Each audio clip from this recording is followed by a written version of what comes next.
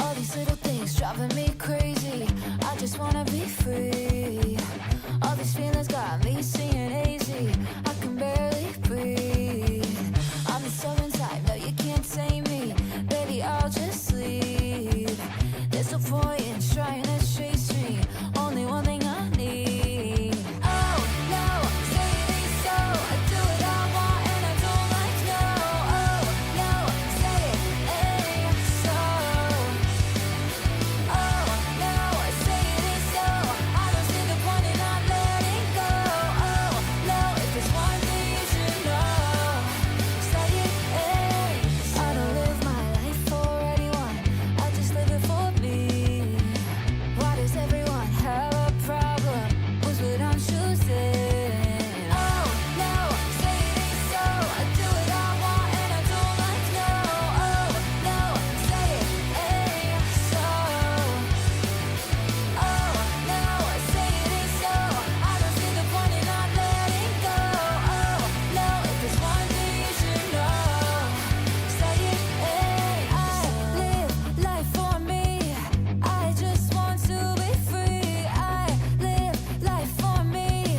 I just want to be free. Oh no, say it ain't so. I do what I want and I don't like no. Oh no, say it ain't so. Oh no, say it ain't so. I don't see the point in not letting go. Oh no, if there's one thing you should know, say it ain't so.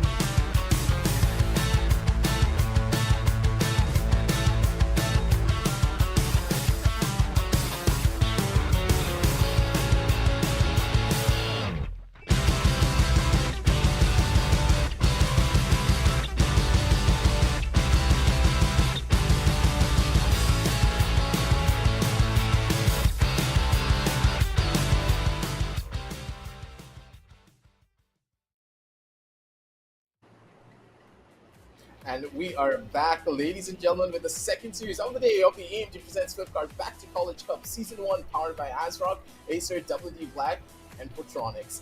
And your boy Aggressive is here once again with Ahana to bring you all of the action for the second series of the day. And yes, I'm no longer pixelated. Thankfully, the routing has been fixed, and we're going to be jumping on down in towards an incredible game. Hopefully, no technical difficulties for my ends and also the players. I know you guys had a bunch of wait time last time around, but hopefully, just hopefully, we're going to be able to make sure that the experience is as smooth in the server and also outside of the server for you guys to enjoy. But hey, if you want your smoothness or when it comes down to your hardware, make sure to check out all the links down below in the description as well. A lot of incredible deals coming out from our sponsors.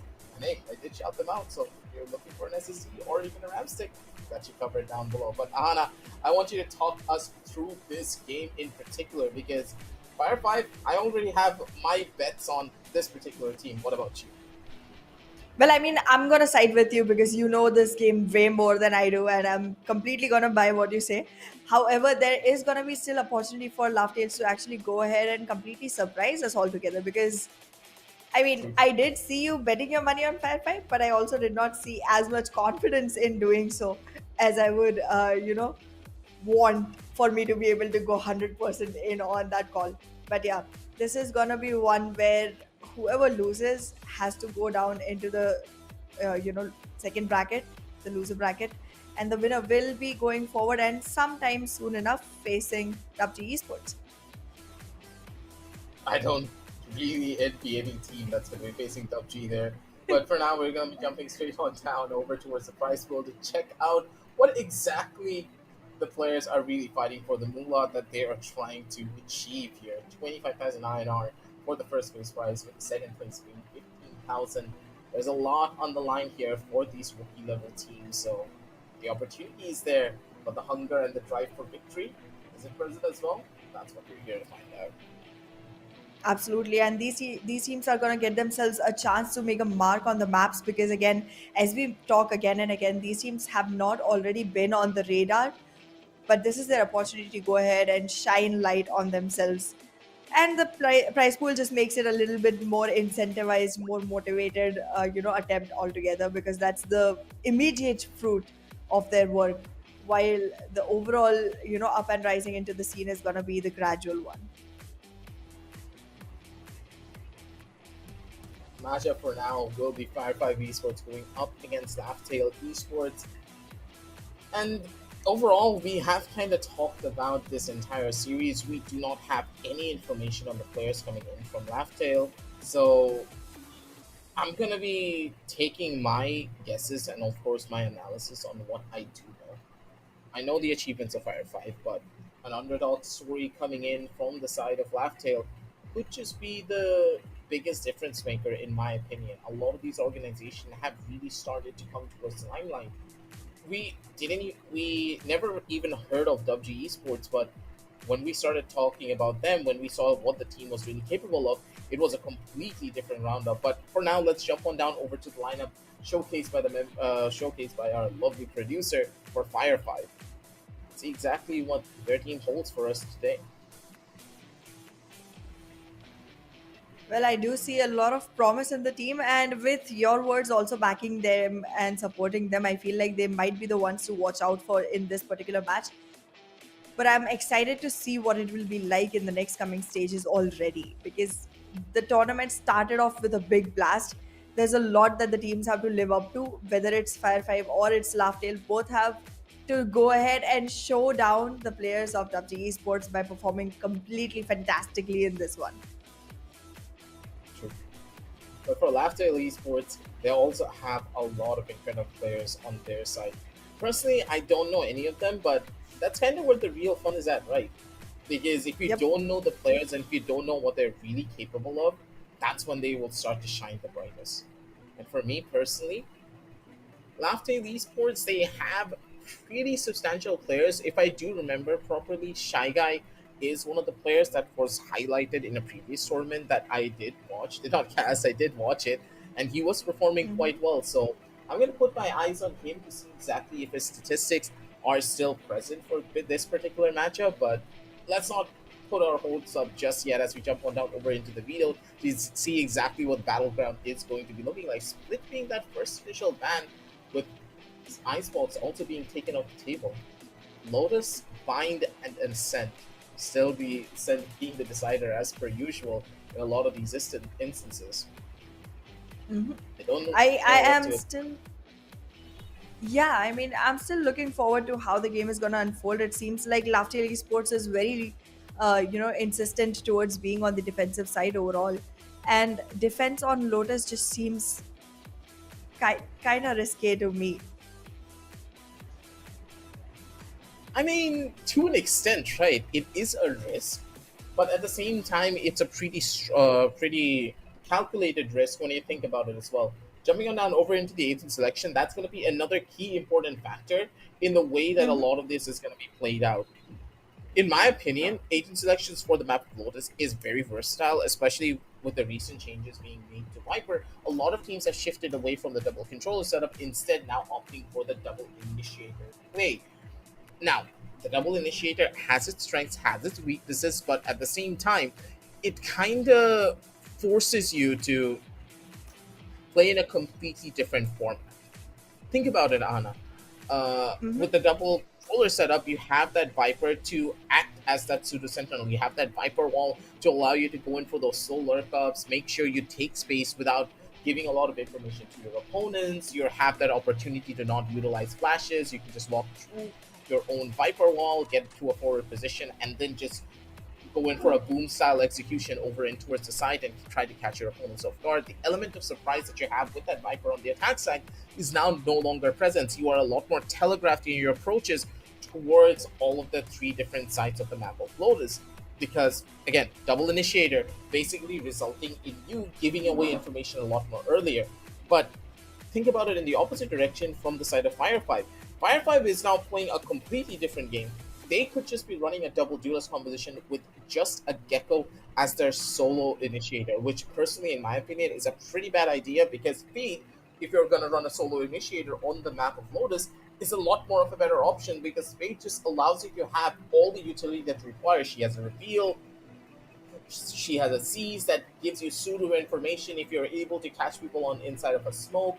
Plus, you have two prowlers to completely clear out not only the main side of a main, also easily take over tree if you want to. There's a lot of different options and capabilities that the Fade allows you to have when she is the solo initiator, but as a Gecko, it's gonna be a tough call. True that. Also, I am kind of on the hinge about the pick of Jet as the second duelist for the side of Fire 5 as well. Because, again, I mean, there was a point of time when Jet's utility kit was very good for herself, even though it was never a lot that could be done for the other players of the team by Jet.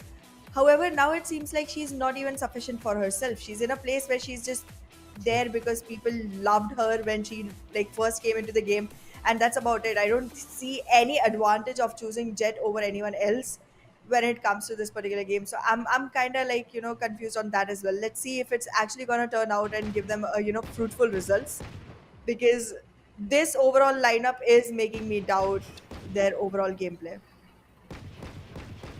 It's gonna be tough, but the members of Firefight, they do have very experienced players on the team.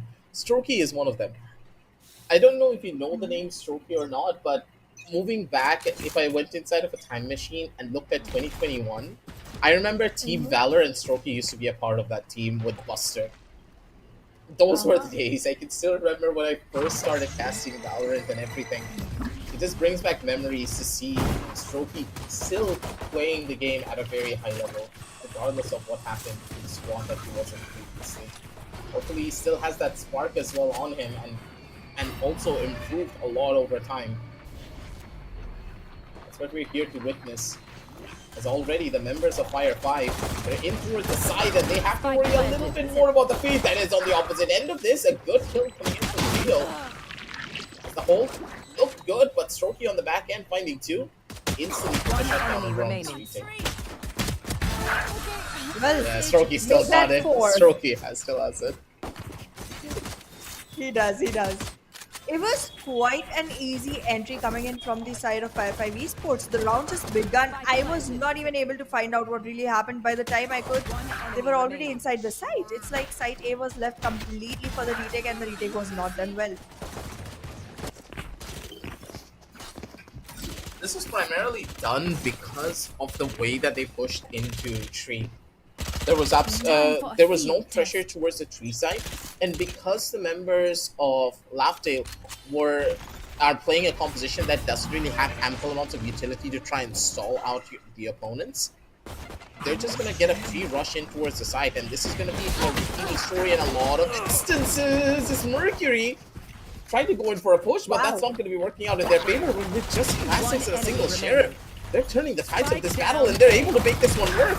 Tough calls overall as Knight. The Spectre is not going to be able to find any form of value, and the members of Laughdale going for a full five-man hold over towards the A side. they're able to survive and get all of the kills with just classics.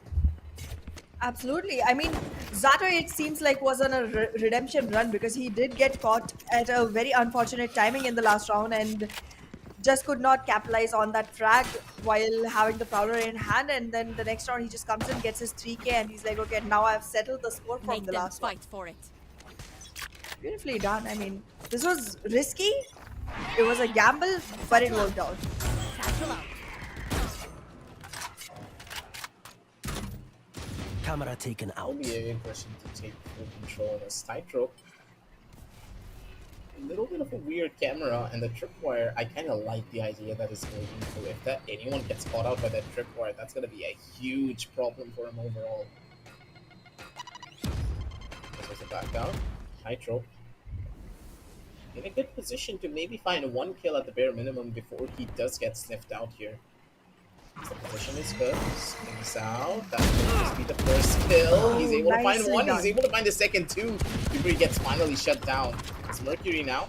Needs to be the opener for a Shy Guy. In towards the back. Phantom in hand. Planted. Control is his as Black. Waiting for his teammates to get into position. I like the communication coming in from both sides. They are not all taking room for any fights alone, and they're taking it together. They still haven't cleared out the one in the back. It's going to be Mercury. Good for the one. But he is not going to be able to find more. A 3K for Shy Guy. That's a 2-1 scoreline. Now showcases itself for the members of Laughtail. It seems as though the map of Lotus could just be their playground. True that. It's definitely a great performance coming in from the side of Laughter Esports, but I am having doubts on how long it can trail. Because again, they are using surprise elements for one, and two, they are reliant on individual brilliance on every single round that they're winning. And I am not sure how many times you're going to be able to replicate that individual brilliance because, after all, it's a team game. You need the complete support, the complete coordination all through. So I do have doubts on how long this run will go, but it's definitely a run in their favor for now. Play coming in from Mercury to use that dash to gain some early information of how many players are holding for the back end. Simple though. Nice shot, catching out Mercury, who was a little bit too aggressive for his own good. Strokey, beautiful on the lurk, good for the one kill, but he was not expecting the second. Black catches him off guard, and that was a trade that was very important for them to find. Hydro, they want the HP department. Oh yeah! Monster on the loose! And already the push is perfect. Force gave them a little bit of room to play around with, but they need to extend the side as far as they possibly can. Considering this is a 3 versus 4 retake scenario with the ultimate still on, with the ultimate online, sorry, for the feed. The defenders, they're still on the advantage tonight when it comes through. This is just a great win for them. What do you do to try and survive this? This night nearly turned the tides of this battle, but Simple still does not miss his shot. 3-1. As the members of Laughtail, they're holding strong. I love explosions. Both the Razors just stepping up into the game right at the right times. From Firefox Esports as well, we did see the Rays going in and getting a couple of frags for their side. It did seem like the game could have turned around, but Simple just showing up to be the better Rays altogether.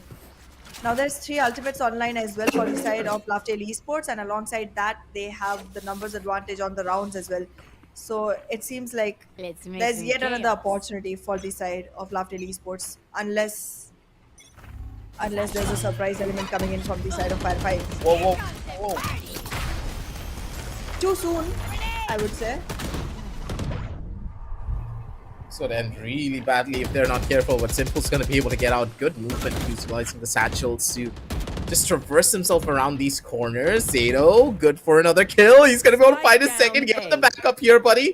Zato's just stuck in a corner. He's going to get caught out in the open. If anyone's able to scale up, even to the slightest bit, it's going to be a problem. Simple's going to be coming in from the back end. Shy Guy comes in for the last couple of kills. Targets destroyed. And now poor old Strokey. All of the experience now under his belt to try and maybe pull off a clutch here.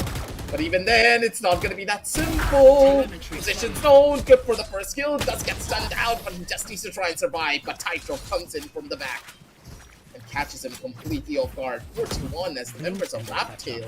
Stay alert. They're proving us all wrong, very- proving me wrong. I know. They're just going on surmounting the lead one after the other. The way Zato just realized that his HP is not enough to be able to actually take the fight, went ahead, gave himself up, sacrificed his soul, and gave an opportunity for the Breach to actually go ahead and utilize his abilities to make sure that there was enough opening for the fight with Strokey. Beautifully done. That immediate response coming in from the teammates. I don't think there was even enough time to communicate that. They just knew this is what's going to happen next.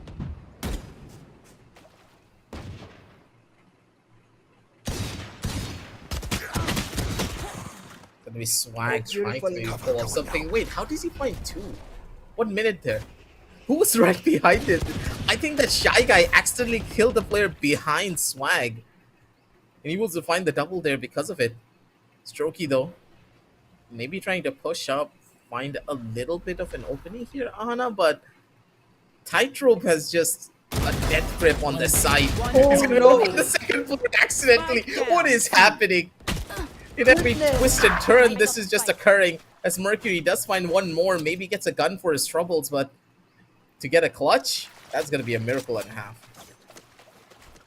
True that. Considering Mercury is also playing on an agent who does not have a lot of abilities to actually play off of.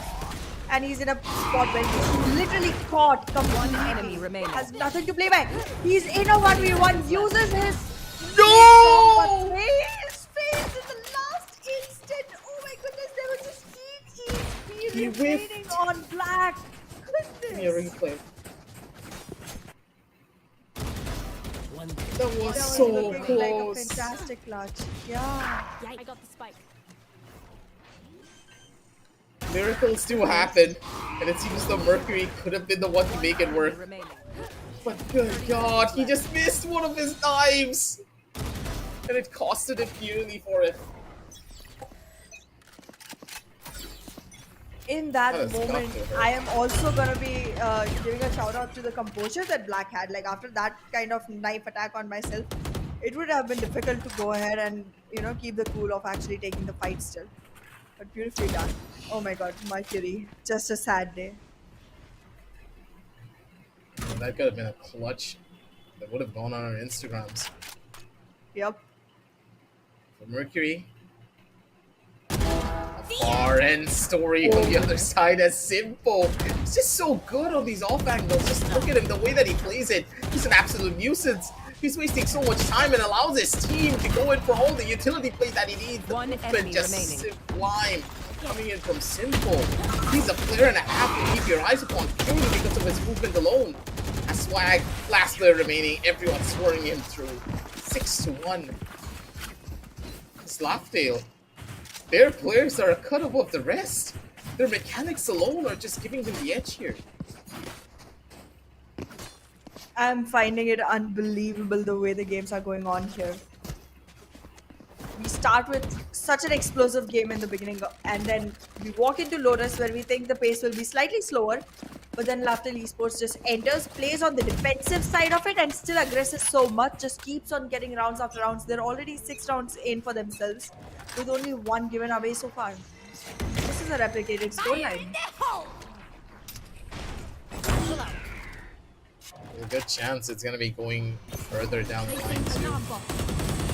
Fast rush once more coming in from members of Fire5 to maybe get a forward-sided push, but Simple, he wanted to be a little bit cheeky there with his positioning, but gets punished for it. Spike planted. A side now, there's Mercury over towards the back, catches out Shy Guy, who opted for a push out from the smoke without any form of information. Nightfall once more online, and they're able to make this rush in towards the side work. One more time as Tightrope, the good swing, catches out Strokey. That's another kill over towards the face of Night. Last Now you player don't really have the positions that you would have wanted. Mercury with the double kill, and now it's all up to Tightrope to maybe pull off a miracle of his own. Where is everyone? He Sounds does have the given unit away. left. He is gonna use it. Yep. Now he knows exactly where they are. He can also figure out when the One ult is gonna enemy come in. remaining. Finds Time's up. Mercury literally off guard. The time is not in his hands, but he's gonna be able to find one more frag. No, he won't. He won't. Oh. yet again, another beautiful clutch about to happen just gets lost in the middle of it.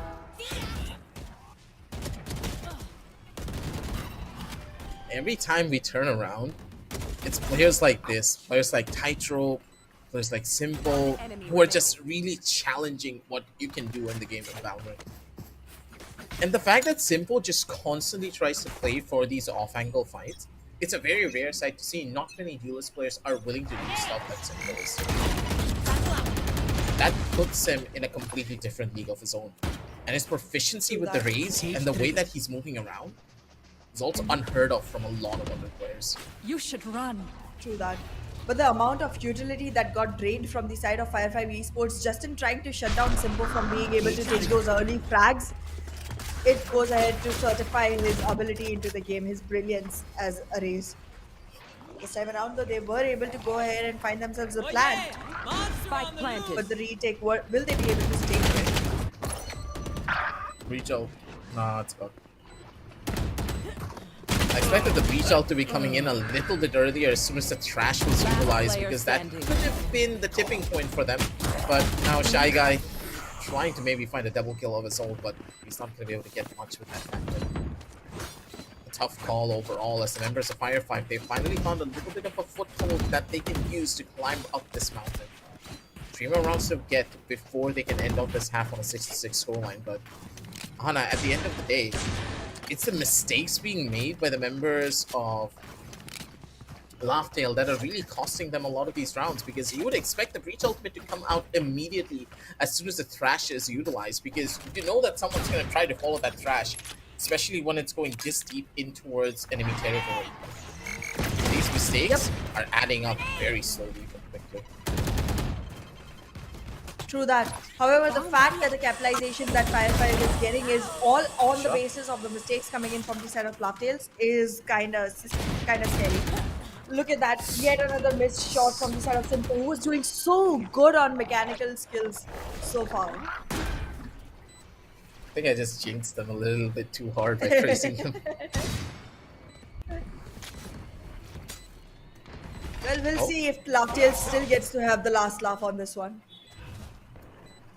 Shadows traveling. Good possibility, a good possibility. You never really know. It's Shy Guy. He's trying to make a run through, but he doesn't really have the weapon to do much here. Tightrope with the swing, but with only just the Sheriff up against an AK, it's going to be a tough one indeed. True there. 64 as the members of Fire5. They've gotten a bit of an opening, but for Laughtail, they need to try and close out maybe 2 more rounds before they opt to go into their own attack side. The utility, a little bit lackluster, but at the same time, Fire5, they are in the stronger side that they would have wanted. A double duelist composition is a very tough composition to play on the defensive side of Lotus, considering how little utility you have to properly hold the side or even go in for pushes. You're relying purely on your raw mechanical skill. That can take you far, but not as far as you would have hoped for. So that this has to be a longer run than you would expect for it to actually turn out to be fruitful. Yet again, this is going to be an easier one, but wait a second. I mean, I thought that guy was going to be able to win this one. This is completely mind-blowing. One enemy remaining. What? Okay, time for a break. Okay. They didn't even Maybe a need the replay of remaining that team. It was just the 2 of them enough. Simpo and Tightrope. Good enough. Give you a replay of that one. That was such a beautiful spray transfer coming in from Tightrope. The man's an absolute Chad in every form possible. Let him hold down a side, let him go in for a full-on retake. Cool as a cucumber when it comes down to his overall gameplay. But for now, Get out of my way. taking a couple of steps back here just to understand how this is going to be panning out. Swag over on the back end. Wants to go in for a little bit more of an aggressive push here, but they're still not going to be able to find out much. Tightrope's side is a very difficult one to break into too. Look at the amount of information that can be capitalized from the side of Simpo right now. He does have an idea someone would be present on the other side of the breakable door. He's not moving in just yet, but that's going to be the place he walks in from, and we might see a race versus race duel happening soon enough. Is the door even broken? I don't think so. Yeah, he's just breaking the door and he's going to be able to make his way in. A simple tightrope again. The duo just goes in for the rush and Strokey tries to give a little bit of a backup, but it's just not going to work. The instantaneous push from all 5 members for a B-side retake like that. They didn't even allow the plant to come down. Okay, Ahana, forget about Simple. How many times did I hear the Nightfall come out in that last half? I know, right? Like I just keep on hearing Fate's hearing. Take the Nightmare, come forth. I'm confused. How many times is Sado getting his ult? Goodness.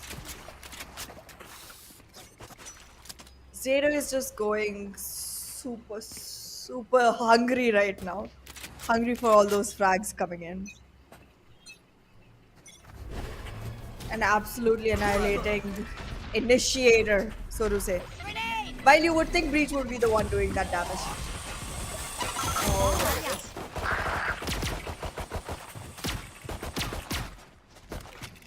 Both the teams are equally aggressive and proactive. Look at that. Like, even with the side swap now Fire5 Esports are all the way coming forward to take those fights. Nice lineup.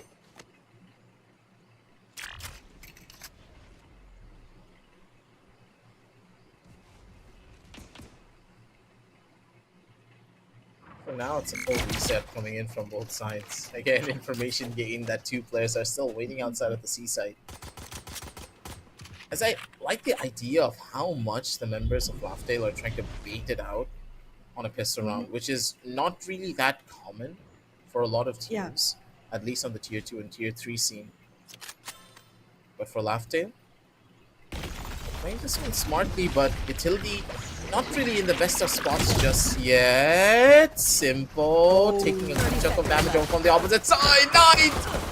He does find one, but he's not going to be able to find more than that. Black does get the immediate catch over onto the player, but of course, he's still being a nuisance here over from the opposite end of this. Swag, good for one more. A Shy tries to find a couple, but he's not going to be able to get much done. Laughdale, they waited a little bit too long for this execute to happen, and they paid the price for it with their lives. Fire5, their defensive side looks to be strong, and they are not opting to go in for any form of rotations at all, unless someone commits over on the opposite side.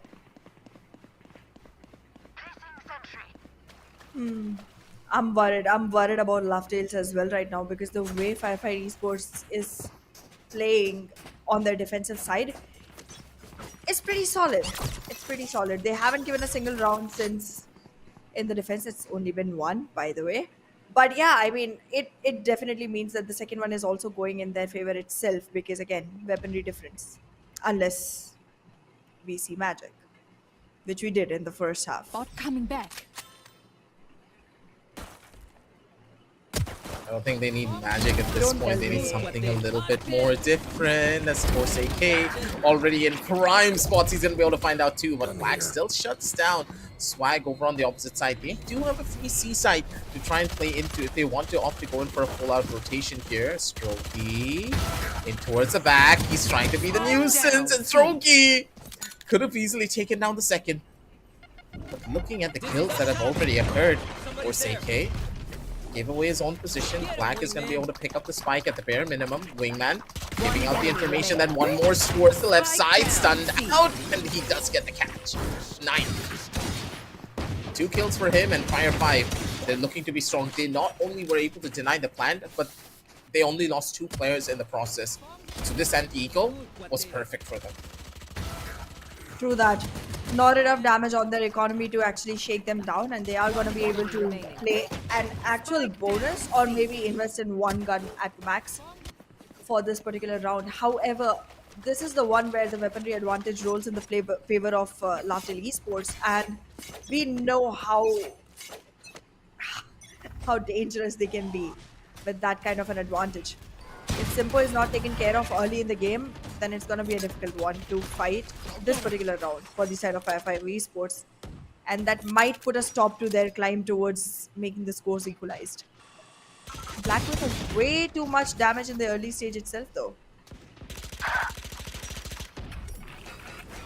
Last rush coming in from Simpo's poor old Strokey had no idea what hit him there. Straight through the barricade to catch him out, and now without that killjoy, you don't have that stall potential that you could have hoped for a wingman being utilized early on to try and clear out a couple of the power positions. Fate Seed, giving them some opportunity to slow down this retake to a crawl. Swag jumping in, immediate for the frag. He's gonna be good for the first, and the retake is just simultaneous. But still, the members of Laughtail, they're very much prepared to go in fully for this fight. Force, he's not gonna be able to do much just yet. Goes in for a little bit of a catch. The sun is perfect. Mercury over on the opposite side. The breach very low on the HP department, and it's gonna be Mercury who gives the full scale backup that his team needs for Fire5 to get another round on the board. 8-7, ladies and gentlemen. And Fire5, they found their foothold finally on this round. Well, the way this comeback is happening from the side of Fire5 Esports, it makes me want to root for them now, because again, it's always the team that has come after the struggle that makes more impact overall. But yeah, the timeout is coming in from the side of Laughtail Esports, very much needed as well, considering they literally started off at 6-1 at one point of time, and now it's come down all the way to 8-7. The attack from the side of Laughtail Esports is not going as well as their defense did. I want to know from you, what do you think they could do better? I do believe that Laughtail need to be a little bit more proactive in their approach of just holding downside. Either they need to start pushing outside of A main. Like, I know that they're trying to establish full rubber control properly with the composition that they have, but it just is not going to work that way. Especially with them now being on the attack side, they need to be a lot more proactive in their approach with the double duelist the double initiator composition that they have in their arsenal. I like the idea that they opted to go in for a split push. It's perfect. But why are you trying to hold the site unless you're expanding over onto the different portions? You have no control over onto heaven.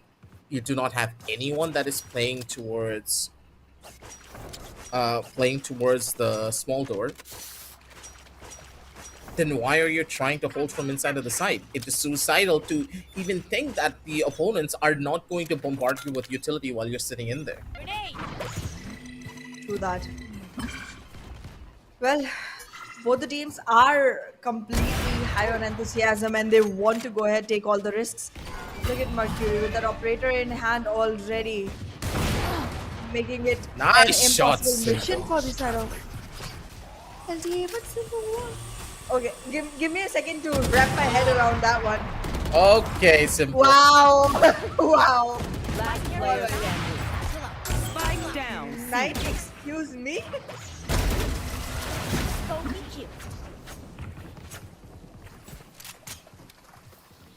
Okay. I don't think they're gonna give you any I'm time at to loss wrap of your head words. around anything. Yeah. Goodness. I was just in the transition of becoming like starstruck by Simpo, and in the middle of it, Knight comes in, takes his 3k, shuts everything down, and now it's just Knight versus Simpo, and I'm like, okay, let me transition. The round's already over. We're on an equalized scoreline. The firepower that's coming from the side of Fire5 Esports is absolutely fantastic. The way they climbed their way back up after that big of a scoreline difference. That's what experience does to you. A team that is known to hold down a lot of the that is known to play a lot of tournaments will of course be the ones to lead the charge in a lot of these instances, especially when it comes down to Mercury. This man, once he has an operator in his hand, is just such a danger to everyone and anything that he faces. I like the reposition coming out from him. Doesn't have the dash, or doesn't opt to go in for the high ground. Could have held on to a Shy Guy, opts for the swing, and that was a perfect one indeed. A dodge coming in purely on the basis of one. A Swag does find the catch over onto another one. Knight still being a nuisance. Over from the side, there's gonna be Strokey. He pushes out from stairs, goes in for the kill, and he does find a lot. And now it's all up to tightrope. Tips his hat, but AK with the swing just goes in for the immediate catch. 8 to 9 as Oh, Fire5 for the really first costly time in this round. entire game. They're the ones who have the lead. A very costly round for the side of LTE, Laftel Esports. They weren't at their best already. They have been losing every single round since they walked into the second half. They got one round where they were close to winning. They used their ultimate as well and still could not convert it. This is Let's just do what we heartbreaking do. for the side of Laftel Esports. Who's laughing now? Go get him, buddy. Up and away. Seems to be a utility, I got you. utility used to gain early information. They have that opportunity to go in for the push if they want to. The tripwire has not been broken. No traps being set up yet on a forward side. The members of Fire5, they're playing this one defensively. And I like this idea because now that they have showcased aggression towards the C side, they're going to be scared to try and opt to go in for a rush over onto mid. They need to fully clear it out if they want to go anywhere else. And plus, look at the positioning on the map, Ahana. Do you see that two players are on heaven? Basically meaning that, hey, they can instantly go in for a rotation in towards the A side before the attackers even have an opportunity to fully execute on themselves. And that's exactly what they're going to be doing. The moment they get the information about the hit coming in towards site A, they have relocated themselves. But they're not trying to play proactively. They're waiting for the rest of the team to arrive, and in the process, they've lost a teammate. Simple, will you be able to turn the fate Spike of planted. LTE? Perfect. He knows where Swag is, but Swag has the ultimate online. Perfect. Ooh. Painful. Painful for Simple. Strokey, he's not going to be expecting that. Good kill coming out from one side. Tightrope being an absolute nuisance. They're still holding down the defuse. I don't think anyone knows. He nearly held it down to perfection. But I'm pretty sure one of the teammates did see the spike plant slowly ticking up. If this plant was anywhere else in a corner, Spike planted. then they would not have been able to see the spike ticking up from there. This was a really good retake attempt coming in from the members of Fire5, but it was all tightrope. Planted. If Strokey didn't die there, this would have been a completely different story. True that. With the kind of gameplay we're seeing in this particular match, I am at the edge of my seat already. I have one single question for you. You think we're going to overtime?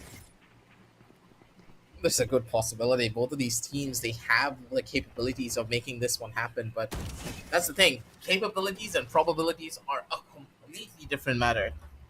Because last game, we expected the map of Icebox to be a lot more of a tighter game, but that wasn't really the case. The members of WG just did a complete 180 right at the very end up Yes. against ARJ. But for now, True that. Mercury, he has the timing and he does find the Wow. catch for it 1-2. If he's able to receive this gun for his team, it's going to be perfect for his squad. He needs this gun, but I don't think he's going to be trying to risk this one at all. He's waiting for a kill. He does find information, and that's all that he wants. Instantly takes a runaway fight. He's not going to be risking anything here. 2 pieces of utility already invested to try and get him off this angle. And for him, that's a big victory. True that. Look 30 at how seconds left. cleanly LTE was able to sell that fake. The whole team is going towards site C while they have already attracted all the players of Fire5 Esports towards site A. It's gonna be too late before they are able to make their way back into the site. Plant is gonna be done, and it's gonna be a 5v4 retake scenario.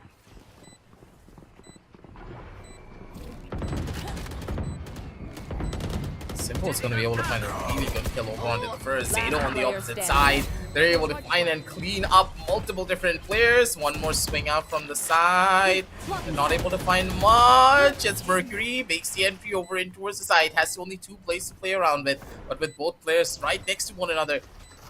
Mercury needs to find a fadeaway kill over on the one. Time's taken away, not really in his favor. Sounds being given. One of the players swings out. It's gonna be Mercury for the first, but Simple so close to the target. He's instantly able to find the trade. Only if Mercury was able to isolate a fight, it could have been different. But now that Laptail are back in towards lead, do they have what it takes to hold it down and go into that finish line? It'll be a tall ask indeed, especially with Fire5 not finding their mojo. Do that. I mean, I'm not seeing a lot that is going wrong. It's just both the teams are so close when it comes to their caliber. They're just fighting off toe to toe. There's just no room for error on both the sides. Every single mistake, it's gonna get capitalized. The position again. Swag just giving the taste of his own medicine to Simple. Like, Fire5 Esports were getting threatened a lot by off angles that were being played from the side of LTE. They go ahead and do the same on the opposite side now.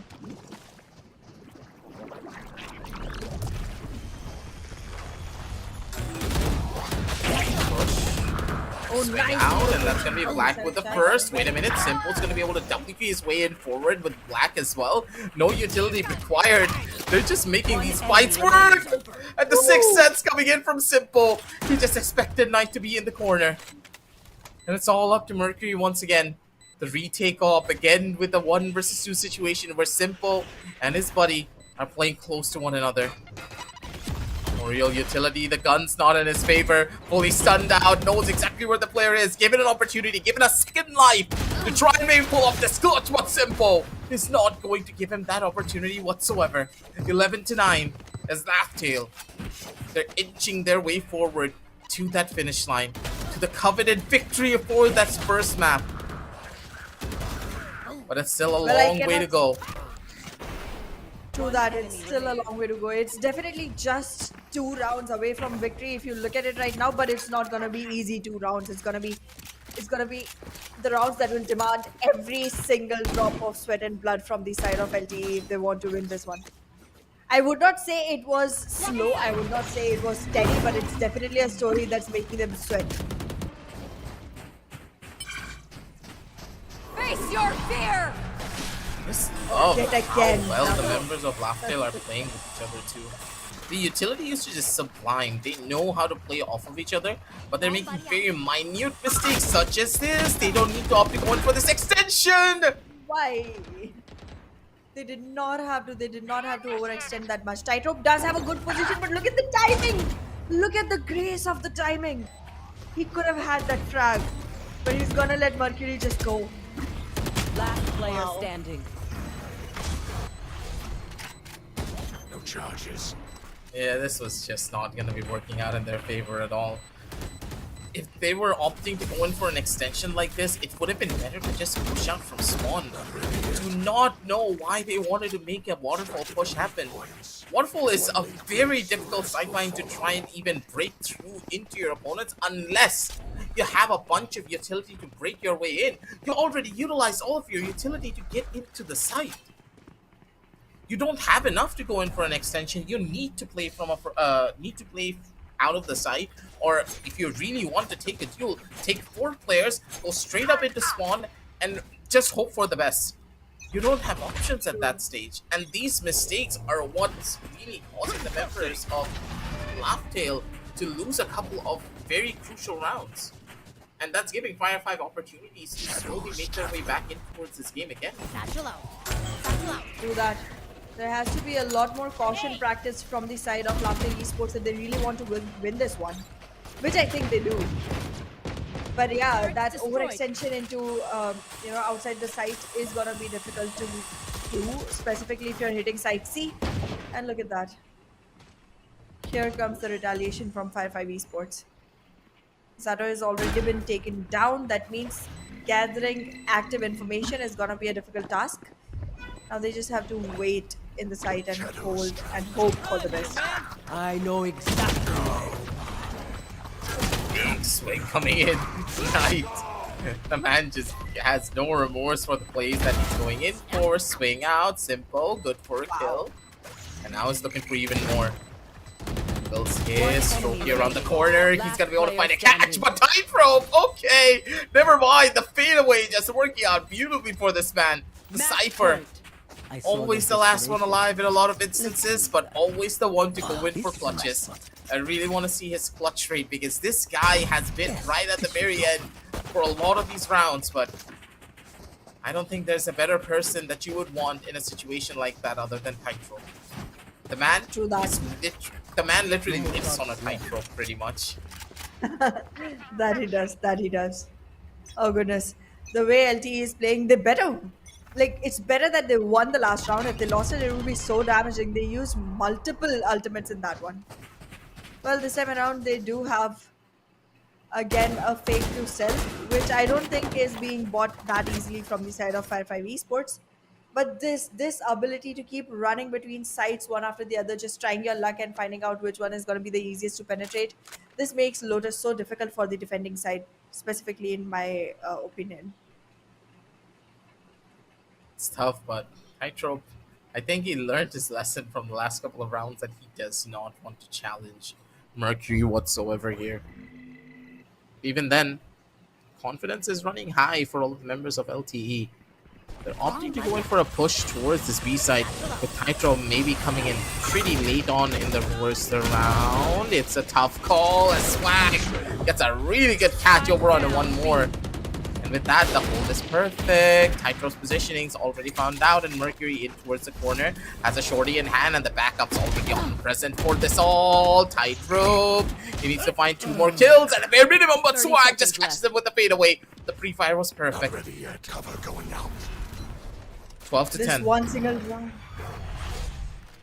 Go on. This one single round difference that LTE has from being the victors of this particular map, that's going to be the hardest for them to walk through, because 10 seconds FFP left. has completely drained the energy out of LTE right now. It does not seem like Lampions has much to do with this one. A beautiful spray transfer from the side of Knight, and that's going to be good night for the side of LTE from FFP. For this round, just for this round. Gotta love what they see, especially when it comes down to spray transfers like this. Small adjustments, but still, those small adjustments are very difficult for a lot of players to do. And overtime could just be on the cards. Look at the buys that the members of Yeah, LTE have. Exactly. We're walking into the overtime PR.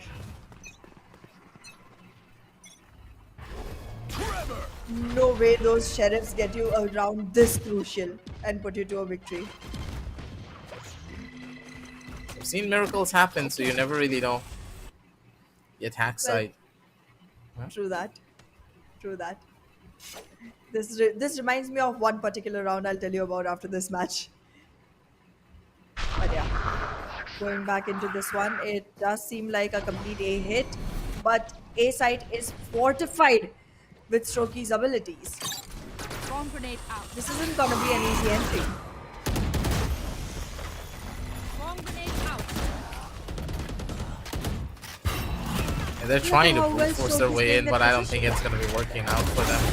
The ult also being utilized here. Wow. Swag does find the catch over onto another one. Shy still being a little bit of a nuisance of his own, but it's just not going to be enough. Knight. And of course, our buddy boys from the side just Switching come in sides. for the big saves. Overtime. The entirety of Fire5 have now completely woken up. They're not skipping a single beat here when it comes down to these retakes. They're playing together as a team, and they're able to find value from it.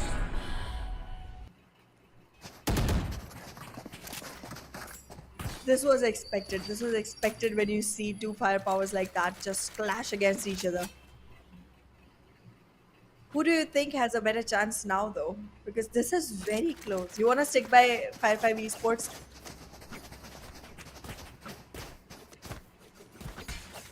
Like, Fire5 still has one.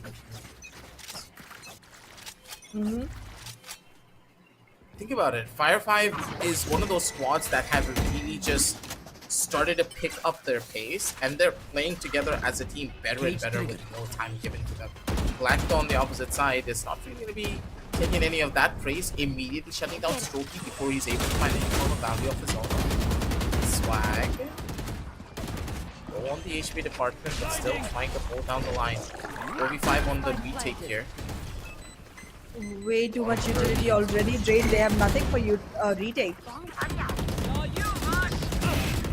I don't think they're going to be happy about this. Simple gets a good catch over onto one, but Fire5 still holding on the lines with a beautiful crossfire of their own. Opportunity presents itself, but the shots completely miss out. And Zato's going to be the one to shut down Swag instead.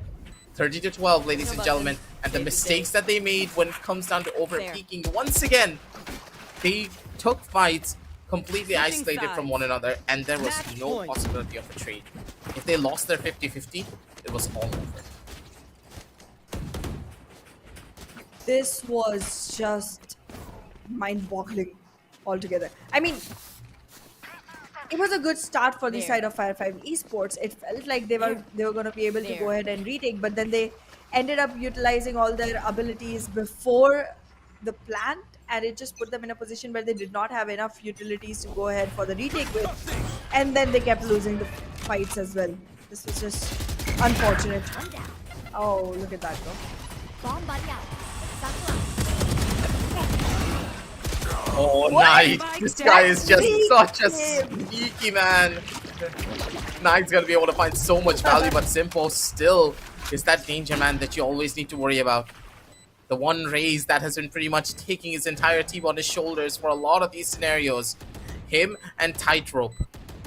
Two players that are the stars of LT. And now another opportunity for him to shine up and rise up to the challenge. Zado's gonna be the one to go in for another one here. Wow. As Mercury over towards the back, Shorty and trying to be the danger for his team, but it's just not gonna be enough. A teleport now being utilized over towards the corner, but it's just not gonna be enough. It's gonna be Forsaken instead, who gets the catch with the wingman on the side. 30-13, ladies and gentlemen, as the game will still go on. Blame Switching something. sides. Blame something for Overtime. this frag from the side of Mercury not working out. He is the reason. He is the reason that the shotty got nerfed to the point that you needed 3 shots instead of 2 to be able to completely kill someone with that gun. And that is exactly where Mercury failed. He was able to land the first 2. He could have gotten the frag. Something you did something very wrong.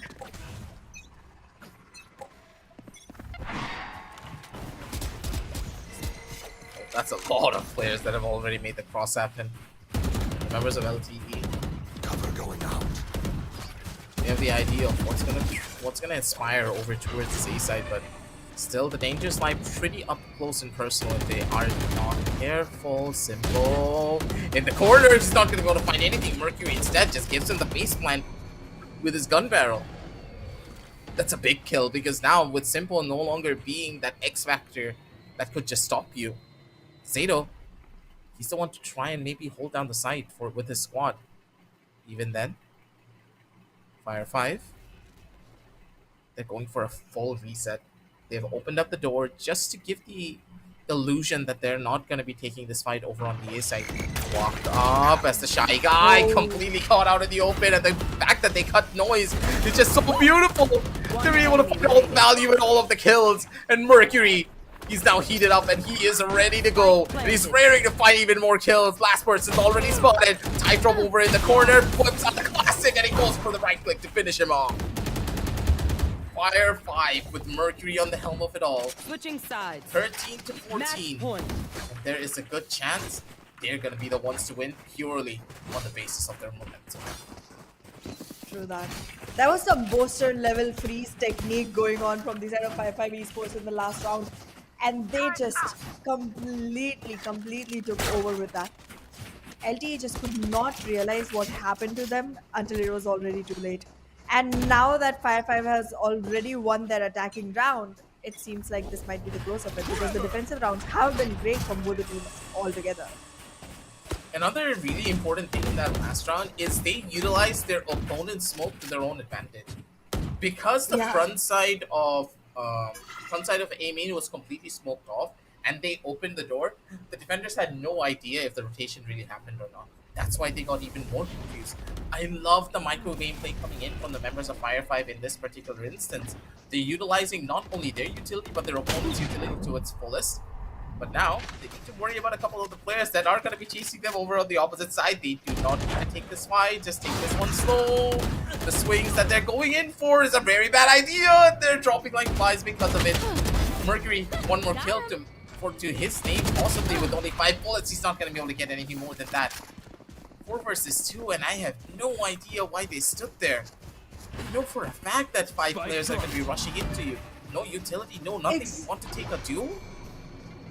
Exactly, and specifically when you know the opposite team has an initiator like Fade, Player you standing. don't want to be in a Spike down position A. like that. I mean, 30 Mercury seconds left. thinking that he could actually have hidden there, that itself makes me feel weird. What?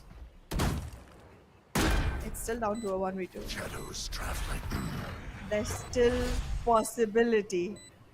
A fake TP didn't work out. That's not ready. Concussing. Switching sides. Okay, simple. Okay. Overtime. Time number 2. Seems like we could just be going all 3 maps here, Ahana, for this particular matchup. Seems like It's to be seems very expected much like too. It Yeah. seems to be expected too, considering how incredible both these teams are playing. If you go in either direction. True that. There. Both the teams have literally taken one side of the overtime in their favor by being in the defensive or the attacking, but none has been able to take both the rounds yet. Let's see who's going to be the first one to do that. This time around, yet again, they are going for the kind of hold that we've seen before from the side of Fire5 Esports. So LTE is going to be using the same exact idea of being in a position where they can rotate from very quickly once they have the information. But look at the number of times they used the rotating doors. Goodness. Who are you trying to throw off here? They're trying to bait as many rotations as they possibly can. Shy Guy, though, from the opposite side, does catch out Spike Mercury, who planted. was a little bit too overzealous in his approach to try and go in for a swing. Losing out on one of their members pretty early here, going into this post plan. As LTE, they're trying to find the timing and they're trying to sync up with the player in the back. That's a Nice. good chunk of information, and the amount of information that they're able to find is perfect. But Swag, Never mind. over from the bottom side of heaven, that was a perfect play coming out from him. His positioning, giving them the advantage. Now, also at the same time, he has the showstopper as well. So, Tightrope, he just can't do anything. He's stuck on an island and he has to worry about a showstopper over from the opposite side. Knight gets the final catch. And with Black being the last player remaining, he is having some technical difficulties here, I do believe. So he's just stuck. He can't even move. Switching sides. Match point. Goodness. Things are a roller coaster now. We were talking about it being a roller coaster in the last match when Dapti was playing. But look at what's happening now. Goodness. Both these teams just going on marching forward one after the other. I don't want to see any one of them go into the lower bracket. I want them to continue on the upper bracket, both of them. They do have potential to make things work, but it's just small mistakes, right? The minutest True. of problems that are really causing them to fall apart like this. From what we have seen, the members of Fire5, the main reason why they are winning is because they can close out the gaps that they have. If a gap starts to show, if they lose out on one of their players, they're able to just immediately find a band-aid fix that works out for them and helps them try to salvage the round. I haven't really seen a lot of rounds like that coming out from Laughdale, and I do believe it's just a lack of experience speaking. They have incredibly mechanically talented players that know how to turn the tides of a battle purely on the basis of their mechanics, but that's pretty much it, right? I don't see a team that knows how to adapt well to very harsh situations. And unless I see that form of an adaptation here on this overtime round, it's going to be a tough call of who's going to be the one to take it.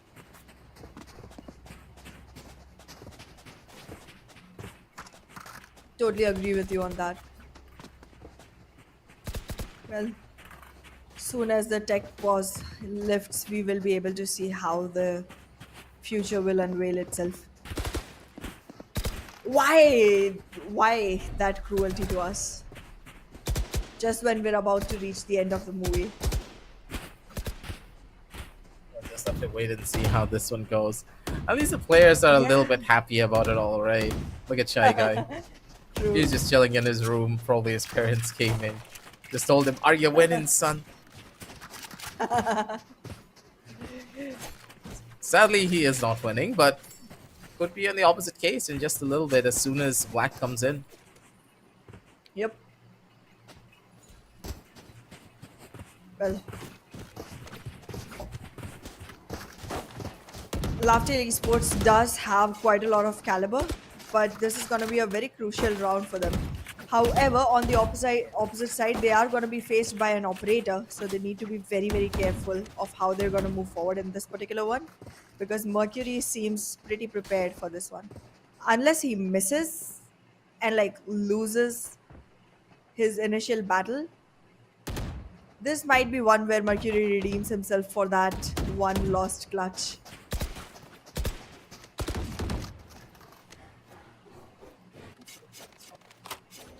We'll just have to wait and see. Another opportunity, another round for them to maybe turn things around on its head. Don't know what to expect just yet. Give them an opportunity to try and maybe find something big here. Simple. Over on the side. He's going to be able to find a forward position. The Killjoy utility not finding any form of value or even slowing down the push much by a very significant margin, sorry. Shy Guy does get a free plant, does not take any damage in the process either. So it's a full 5 versus 5 retake.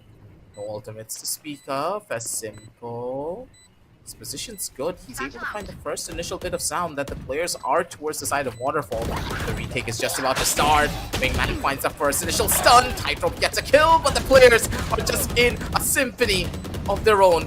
The trades galore from either side, and it's going to be the defenders who are in control. Fire5, they're still in the prime positions. 5 bullets left. He's not going to be able to find the spot, but he gets it right at the very end. Tightrope with the last couple of bullets. What Keeps is the whole happening? series alive sides. for the members of Overtime. LTE. Laughtail. When the odds are stacked against them, that's when they're really coming alive. True that. True that.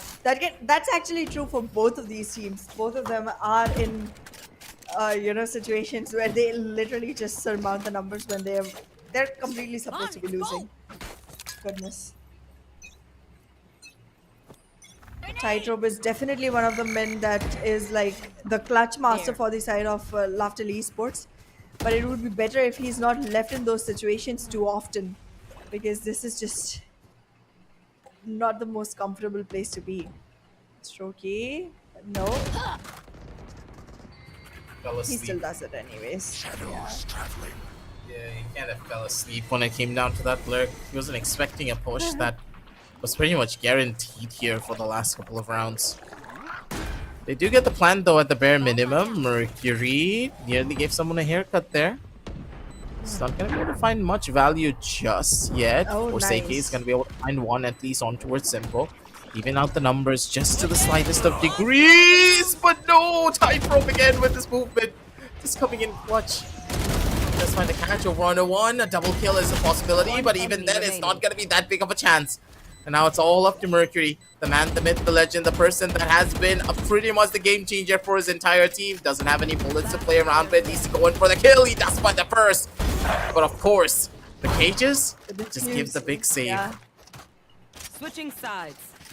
Match Well- point. Beautifully done. Whether Shy Guy is winning or not, I don't know, but he did make the winning move in the last game, so well done. One good round.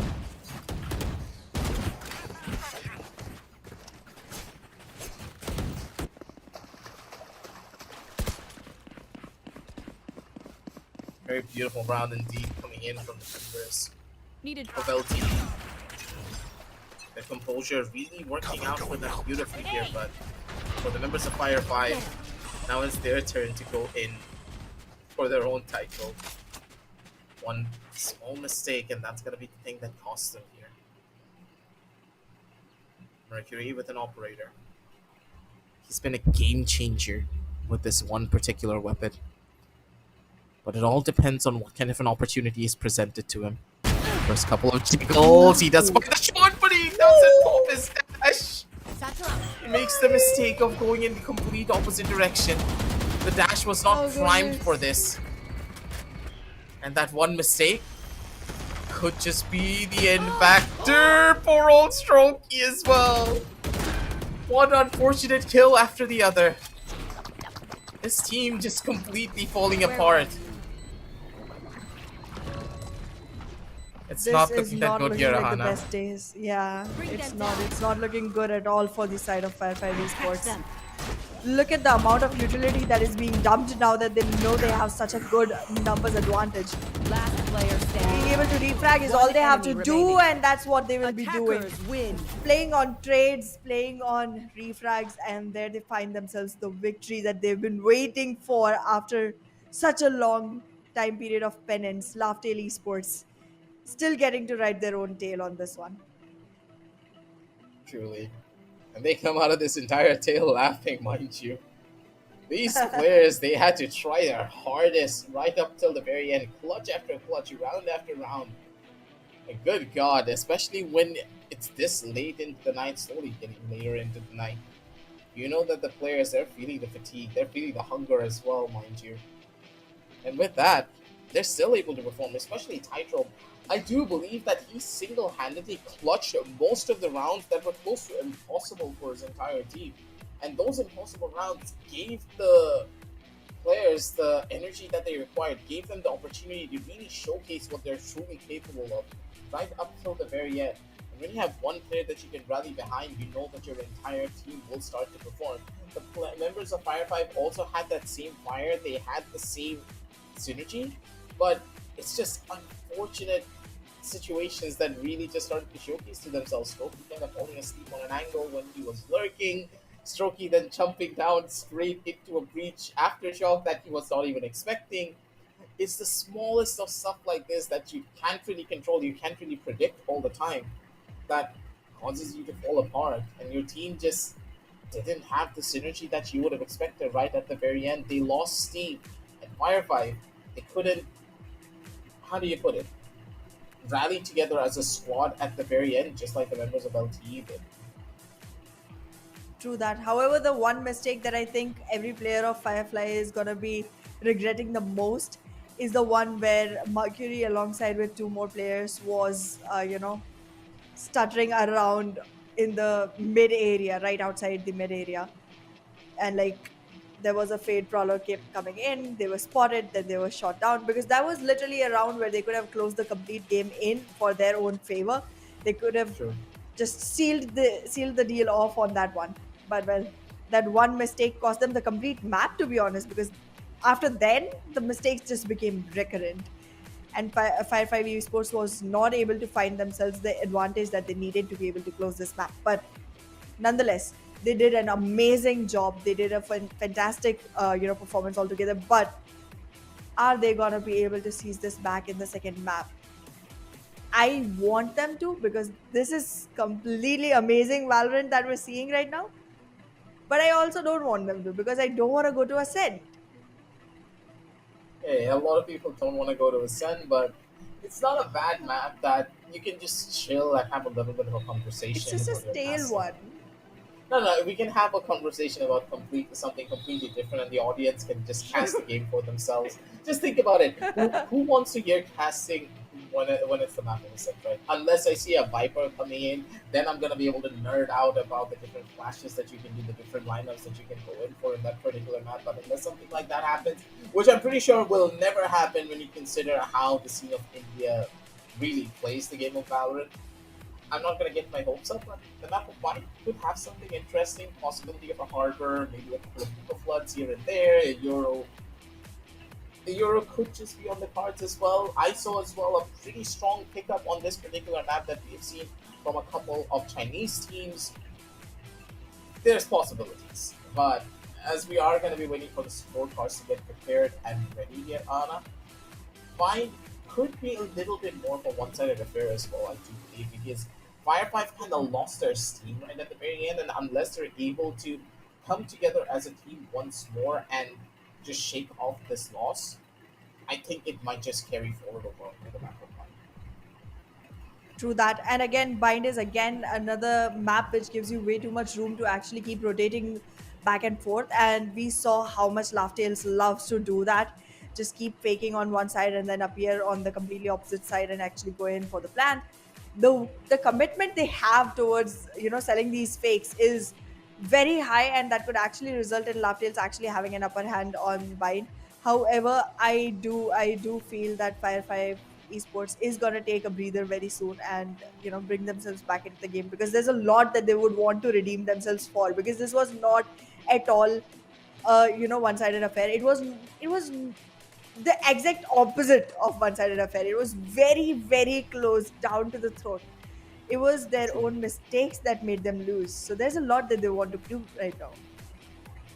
It's about going on back to the drawing board, just understanding what really didn't work out for them. And as we're jumping on down over into the scorecard, ladies and gentlemen, we're going to be able to witness what really was not going well for them at all. Yeah, a lot of people are going to say, hey, it's just statistics, but the stat line really will just paint a picture of what really was happening throughout the entire game from the start up till the very finish. You can see that Swag, he was performing, he was doing quite well. But tell me, what was the biggest problem here? I do believe that there is a little bit of a graphics issue. That is going to be a gecko instead of a viper there. Don't really worry about that, ladies and gentlemen. And I think the biggest disconnect is AK and also Mercury. Mercury was playing his own game, that's completely fine, but unless you're able to set up your jet properly, I don't really know how you're going to be winning out on a lot more of your duels. Yeah, Mercury played well purely on the basis of his own individual brilliance, but that's pretty much it. And then there is Strokey. I do not know how, but Strokey had a very quiet game, which is very uncommon considering how well he started off. True that. I do believe, though, that one of the biggest drawbacks for the side of Fire5 Esports was something we were already talking about before the game began, which was not being able to carry on with an initiator who was going to be able to give you active information all the time through. There was Gecko, but he wasn't as efficient as Breach and Fade were. Also, the overall double duelist comp did not work out as well, in my opinion. Yes, Swag was able to go ahead and frag out a lot, but I think it's okay if you have a little less frags, as long as you're able to bring that essence to the round, which is going to make you win the rounds. After all, it's the difference in the rounds which is going to give you the victory, right? Yep. It's just difficult, I would say, to pinpoint what really went wrong for Fire5, because it was just a bunch of mistakes just piling upon one another that caused them to fall apart and break right at the very end, especially for players such as Strokey, that really requires the team to be on the same page and have a lot of high energy. It just did not happen, but regardless of it, the MVP of this entire match was Fire5 Esports' Mercury. The man performed incredible. 32 kills, 23 deaths. Yeah, he has a high death count, but consider the fact that he was running an operator in a lot of scenarios, and he got completely caught out in the open when he could have ran away, gotten another kill for himself. There were a lot of things that he could have done better, and I'm pretty sure he knows this as well.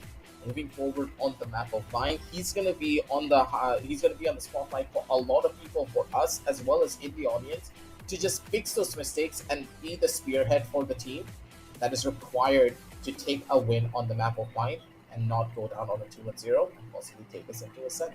But for now, we're going to be setting up the game of Bind for you, ladies and gentlemen. Make sure to check out all the links down below in the description to check out all the deals from our lovely sponsors. And for now, we're going to be taking a short little break. Don't go anywhere. We'll be right back with a lot more Valorant action.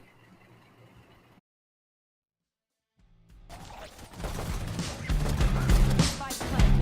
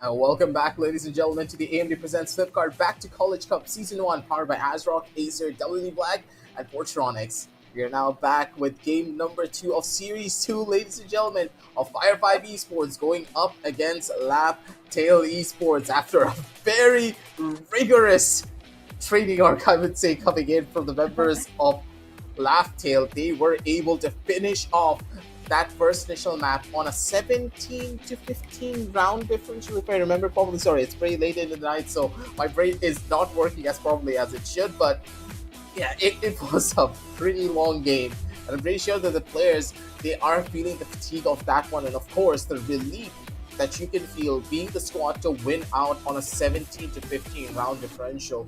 That's a very tough call to make, and as you're going into the map of mine, you're going to be able to carry that momentum forward. But at the same time, when you're on the side of Fire5, you need to make sure that your mental is not shot after losing a game like that. I've seen a lot of teams just get demotivated to the point where their team synergy just becomes non-existent. The gameplay that they showcased in game number 1 just does not translate over to game number 2 because of the loss that they face.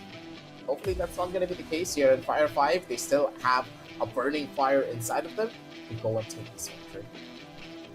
Absolutely. The good thing here, though, for both the teams is going to be the fact that we are in a double elimination format right now, and both the teams have quite a lot of caliber. Both the teams have quite a lot of metal in themselves, and being able to know that they can still survive and still stay in the tournament is something that's making me very happy and excited about what's going to happen next. But yes, for this particular map, I want to know what they're picking. Euro could just be on the cards. Sky getting picked up though with a double initiator composition. Not really that big of a surprise coming in for the members of LTP, but for the members of Fire5, are they going to be opting to go in for a Clove? Possibility of a Euro is also on the cards, but I don't think that either Knight or Swag really plays the Euro, and Mercury, of course, is going to be the one to pick up the Jet. Well, let's see if that's gonna be the case. I am seeing Clove coming into play. Do you want to shed some light on how Clove can really change the overall way Bind was usually played before? I don't think Clove is going to change the way that Bind is normally played. I'm sorry to say that Clove, as a solo controller, is possibly the biggest throw that I've seen in Valorant since ISO came out. Mm-hmm. It's, specifically for professional levels of play, of course. When you're playing rank, that's a completely different story because your smokes don't last that long. If you don't really have another character to fill in the gaps left by the Clove smokes, then you're not really going to be able to get a lot of free control over on the side. And overall, I would say that the composition is working. And wait a minute, Fire5 are actually picking up on the Clove instead of going for a Brimstone. Yes. Yes. I do not know how much I like this. I'm really excited to see it both being played in professional levels of play by professionals, but not like this. Not on the level. Fine, I get it. Yeah, she works. She's pretty strong here, considering the amount of utility that you can use to combo with each other. It's good, but unless you have a second controller, I do not see this working against a fully coordinated team. Exactly, and nonetheless, I mean, she does have availability of her smokes after dying as well.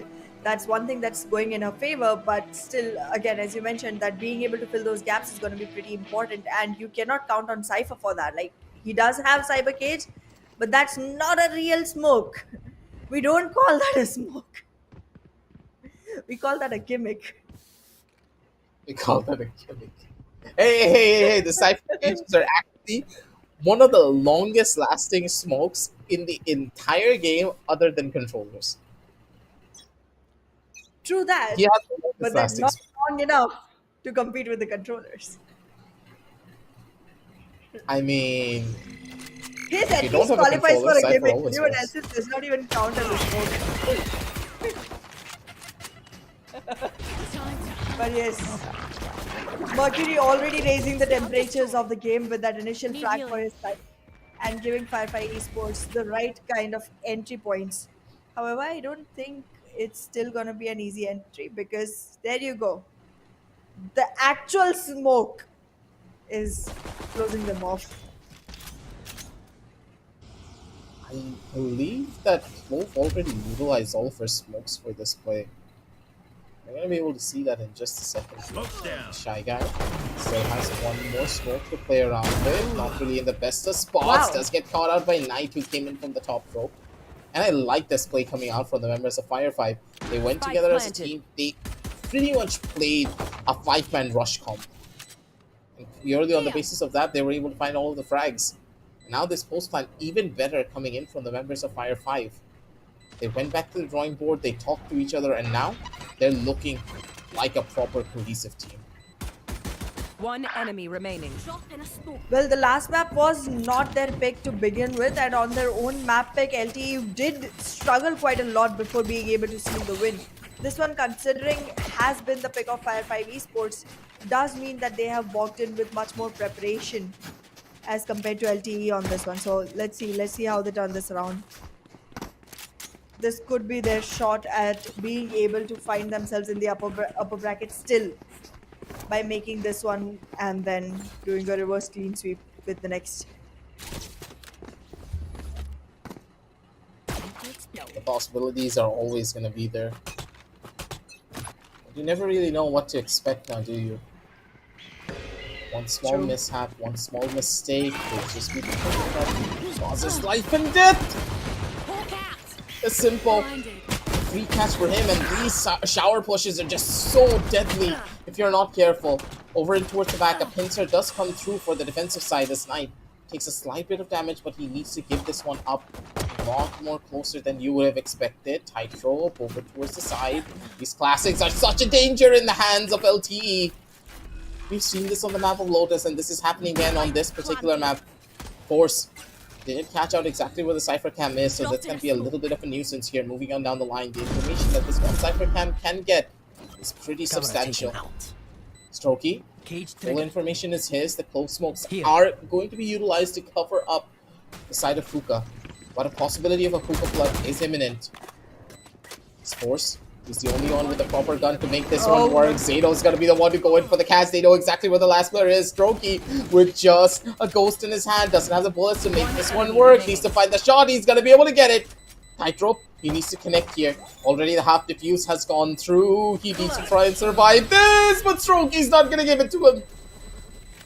The man, the myth, the legend. He's able to survive, but this Beautiful. round was a little bit too close for comfort, Gahana. Look at the amount of damage that was That's done true. economically. Yep, I mean, the kind of comfort you actually seek by going in for the anti-eco to be a win and actually go ahead and play a bonus, it's not that. You cannot play on bonus. You need to invest quite a heavy amount right now from the side of Fire5 Esports, and that's just not looking like the best thing to happen for them. But, however, being the team on the lead, that's definitely something that they were looking forward to in this particular one. Gone, buddy out. Grenade! Satchel out. Satchel out. Slow approach coming in from the side of Look at Fire5 that early as control. they're trying to run in. And there's LT. Just look at these guys. They are so prominent on their shower control that I love this. And once more, Anna, I need to reiterate, they're playing a new style of bind. Bind has completely changed in their defensive meta, where now players will not fight for A short whatsoever. They will completely give up A short control and be like, hey, No. you can take over A short, it doesn't really matter, because as soon as you take over A short, we are going to be pressurizing you from showers, because as long as showers is our under control, you're not going to be able to do much. But the main problem is the rotations that are caused by it makes your B side a lot more weaker. And this is where they were able to find the opportunity. Jump down from the side, it's gonna be close. Last Who player does find the first standing. initial catch? He's able to find the second as Last well. player Swag over standing. from the corner. Notices out on one of the players inside of the smoke. Not in the best of positions here. Shy Guy. He's able to go in for the full-on defuse. One bullet and a dream. He's not gonna be able to find Nice. much with that. But a little bit too close for comfort here. Force, using the resurrection to his fullest capabilities, nearly pulled off a miracle there. If he was able to find that kill, that could have been a game changer, because I don't think Sky would have had enough time to go in for the defuse again, even if it was on half. Right here. The way the last round went, Shy Guy is finally shining to his full potential. But there's still a lot more that needs to be done from the side of LTE. They do have Zato going on with that many number of frags for himself, sixth to say so, and still not as many wins as they would like to have on their boards. Black will need to step up a little.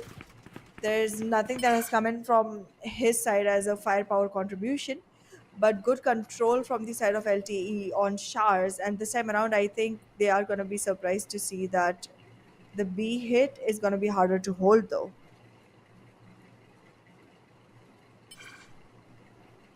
Completely agree with you there. Then again, found them out just yet. It's Black. Towards the back, he's trying to hold all these aggressive rushes for as long as he possibly can, but even then, it's not going to be that no, Mercury. simple as Mercury being a little bit too overly aggressive. Does pay the price for it with his own life here as LTE given the opportunity to try and win this one through completely. Of course, in corner, he has the advantage, goes in for the kill. He does get a little bit more of an HP margin to work with in the corner. It is going to be Knight. He wants to find a kill. He's not going to be able to get it just yet. Swag over from the sidelines. A good chunk of damage being given here. One from the top rope, and Swag! He had the better angle. And even with 2 HP, he's able to capitalize. 1-3 as Fire5, just showcasing their prominence and, of course, their efficiency on the map of one.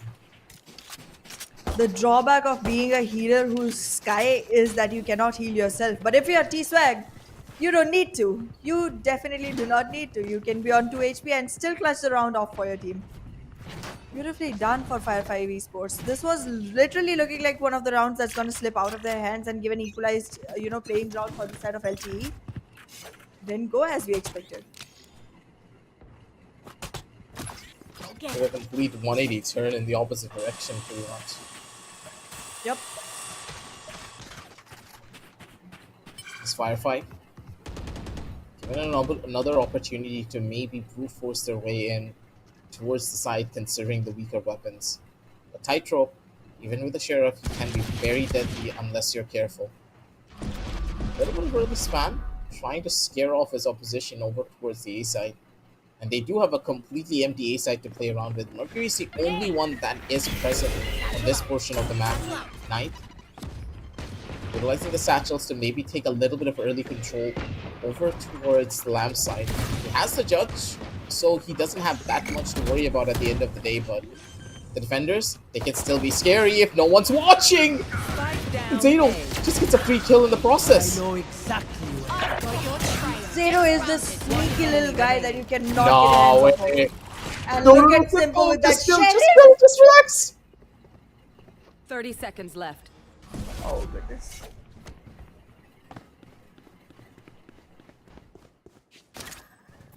Cage triggered. Anna, I cannot don't think I believe need to what tell you Simple why just this is did. bad. I don't think I need to tell you why this is bad. The Cypher's the only one alive, and unless Strokey is able to play a masterclass of mind games here, I don't think he's going to win up against both of these ultimates. Especially with the Thrash being a problem. That's true. The ultimates are definitely gonna be something that's gonna get in his way. But then again, it's Strokey, so he can still have hopes, right? Oh no, it's done for. It's done for. No! He survived! He wins! He wins!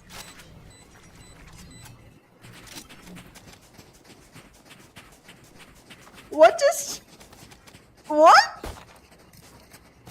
Wake me up. I need a pinch. Ayo.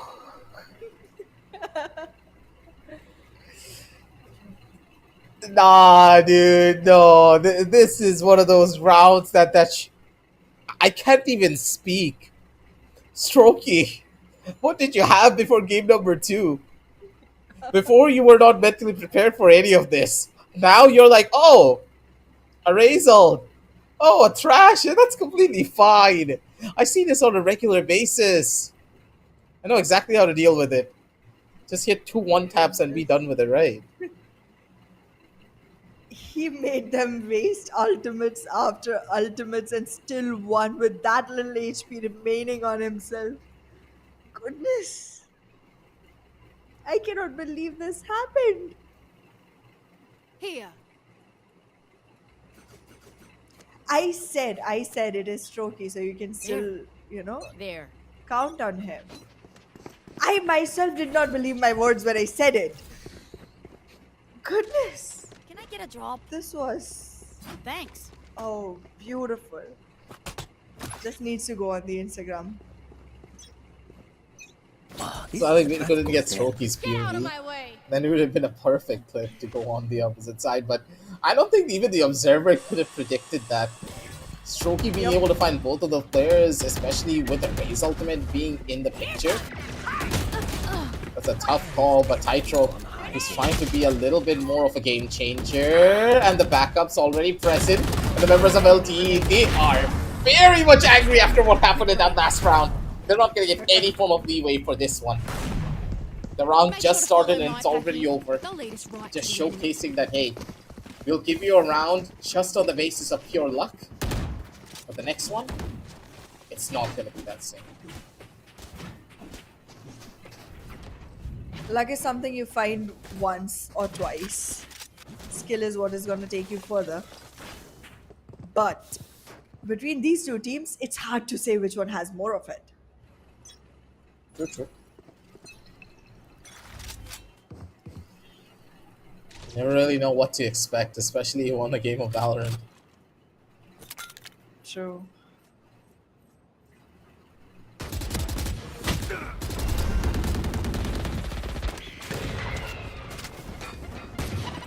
For now. Jumping on down, that's going to be another opportunity as Tightrope That's, Spike planted. I catches feel up. sad for Mercury. Yeah, Mercury just got completely bamboozled there. Lucky on the opposite side. Tightrope. His feelings are being toyed with here. Three different people are trying to pull him out over into the corner. My camera is this. Spotted out one more of the players. The ultimate could just be in the hands for safety and now popping it to maybe bait out one of the players, but Tightrope's not having any of that. Over from the Last side, player needs to worry about standing. one Oh, more no. in the back end, one in the front. It's not looking that good for Black. He doesn't even have time to find play for anything here. Strokey with the sweep. He is not gonna miss any of this one. 2 to 5. This The members is of Fire5, even with the weaker weapons that they had, they're able to make this one work. The map of Blind is their territory, and they're making sure that LTE, they remember that. True that, true that. This is a battle of the ciphers, to be honest. Strokey and Tightrope both just trying to step up for the team one after the other. You see Strokey come in with a brilliant gameplay, and then you see Tightrope trying to fight that off by a brilliant gameplay from his own side. Obviously, Zato is doing more heavy lifting than Tightrope from the side of LTE. But yeah, this is confusing. What is going on? Walk back I now. know exactly LTE, too much aggression. Healing I over get here. it, there is anger, but this is not how you harbor your anger.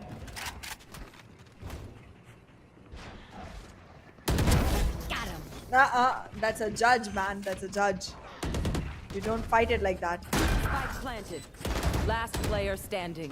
Opportunities presented, and the members of Fire5 are just getting completely and the members of Fire5, sorry, are completely demolishing the members of LTE. Sorry about that. Late in the night, I do have some problems trying to keep on focusing towards the game, but for the members of Fire5, they're not having any of those issues. Doesn't matter if it's late, doesn't matter if it is time noon. These players, they're ready and they are gunning for this victory. Where are you? And this is what experience does, right? Especially on a map like this, on the map of Vine, where if your team synergy is at a different level, your individual performances just does not matter. Your performances as a team is the main requirement. Mercury, the back of it, Gun here. has the backup that he requires, and they're utilizing their raw mechanical skill to its fullest. They're taking duels and they're taking it together as a team. Even if one player is not hitting their shots, there's always going to be the second player who gives them the chance to slow things down.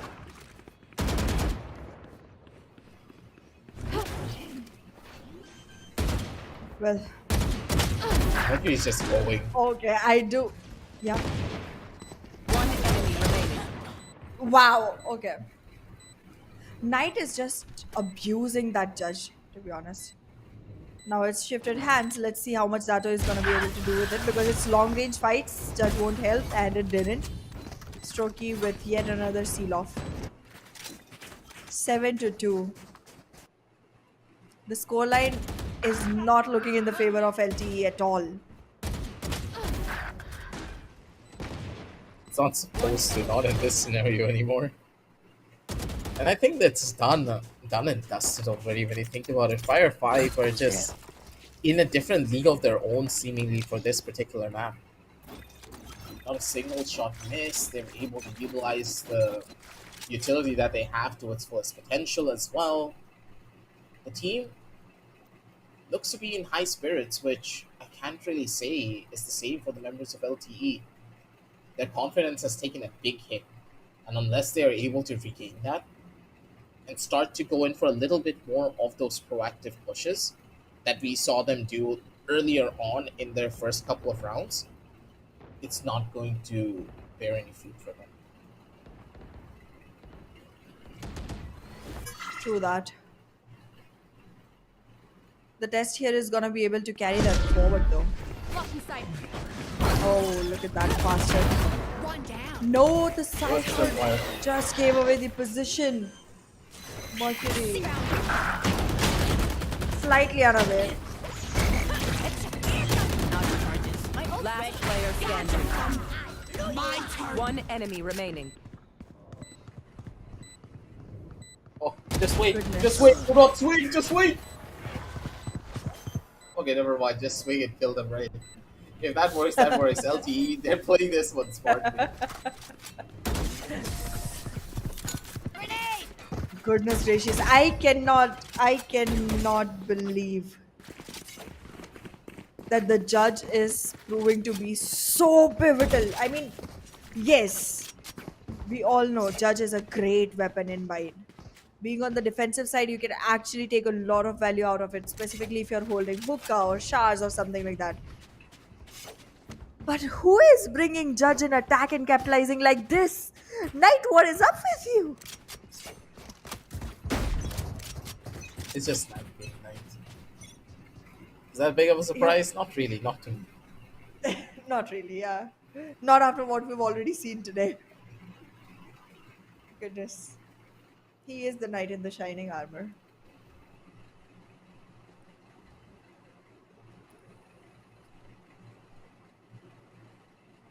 For now, it's a little bit of a calm before the Slate top. The swag just gets a good clean shot over towards the face of black. And paper spin mold, that's gonna be a huge issue. Simple though.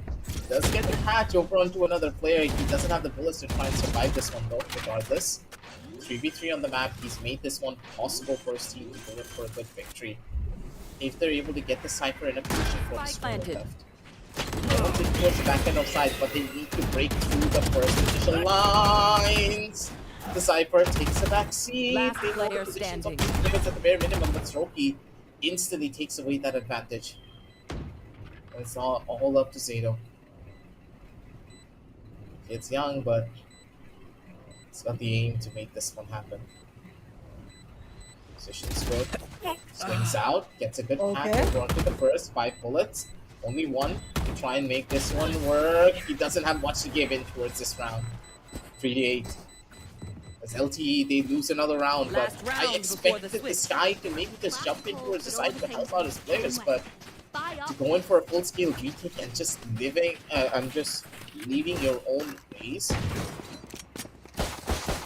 it's a very horrible idea. I always live by this notion that you never, ever play the B side for a retake. If you have players close by, always opt to go in for a fight and hold down the side for as long as you possibly can.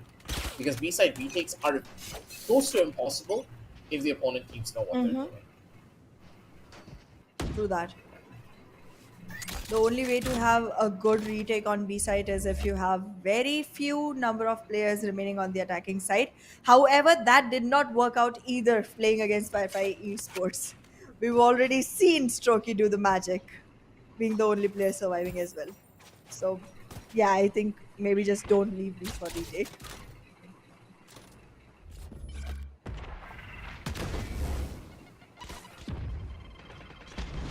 There are 3 ultimates online from the side of LTE, which can be all pivotal. They all are pretty useful ultimates. You can get a lot of information, you can paralyze the opponents, you can as well as put a lot of firepower on them and also create spacing. So I think this combination can really look forward for a victory and a good frag, an essential one.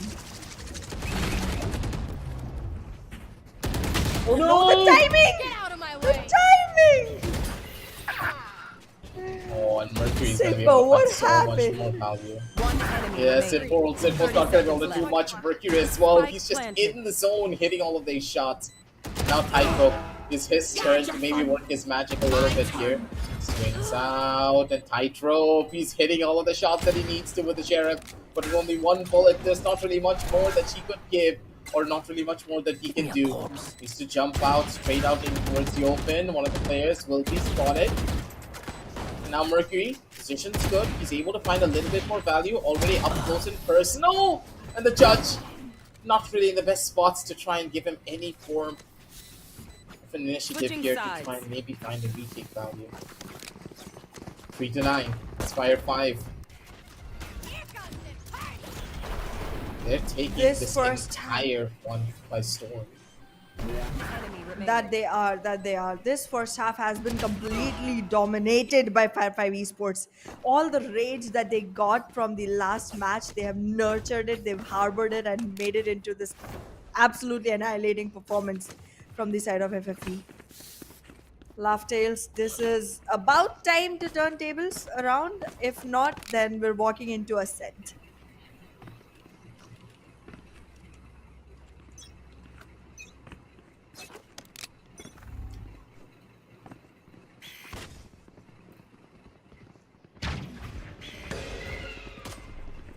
Mercury now. This turn. Maybe pull off something big. It's on the defensive side, so he has the utility to play around with. And I love the fact that he works always there to give full back up towards Mercury. Of course. He also maybe took an early fight here, put himself in the raid boss mode. Make his team have a better opportunity to go in for these aggressive pushes, but no one's giving him the opportunity. They understand that as soon as the Clove is able to get that extra 100 HP in her arsenal, that's when the aggression's really going to start to kick in.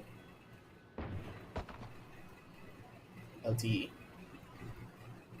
For them. A very slow start and a slow take here. It's 9. Brilliant timing. He wants information, but he's not really being given much to work with. True. Oh no. This is about time Mercury falls back, 30 and he seconds will. left. But this entry is going to be hard to stop. There's only 30 seconds remaining, and Wingman is going to be the last of the problems that they worry about. So the plant is going to happen. But the... What? They were all there, right, Nicely Ahana? done from Every single player was just already corralled around that one position. And as soon as the wingman plant was sounded, all 4 players inside of the site came out together, and then Swag used the teleporter to use that moment of confusion to pull one of the players that was trying to help out the players that was trying to fight towards Greenbox over towards Showers instead. So the man advantage was always present for the members of Fire5. They are utilizing the extremities of the map to perfection.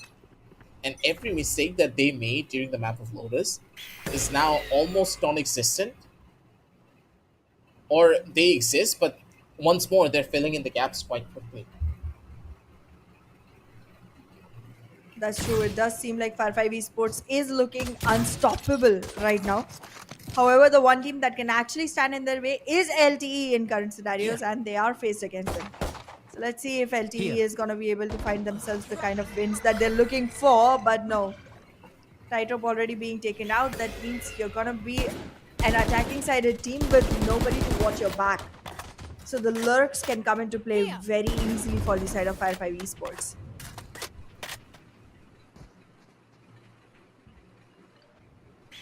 Blinded. Oh no. One It was enemy all for That was- remaining. Smokey there. Yeah, this is Yeah, over. Map 3, anyone? there's not much that can be done. Already. Already on it. I mean, I know I shouldn't be the devil's advocate and say that, hey, Enemy remaining. they're not going to be able to do it. The possibility of a comeback is almost non-existent. They can still make it happen, but I don't really see the fire in the eyes of LTE to make this one a possibility. You can tell when a team really has that drive to push for that overtime, but for the members of Laughtail, they look lost. They don't have the direction that you would have expected coming out from. True that. True that. This time around, it's gonna be super difficult for LTE to even find their footing into the Shars area. They do have to, change their plans a little bit. However, now that the smokes are off, they might still try from Shars itself. There is a split push coming in for the side of Site A. However, look at Strokey and his brilliance. Just wow. Okay, never mind. Nice me. jinx. Never mind me. Nice jinx. Bro. Wow, you had to blame it on me. Right there. Okay, yeah, I'll take it. It was probably a jinx.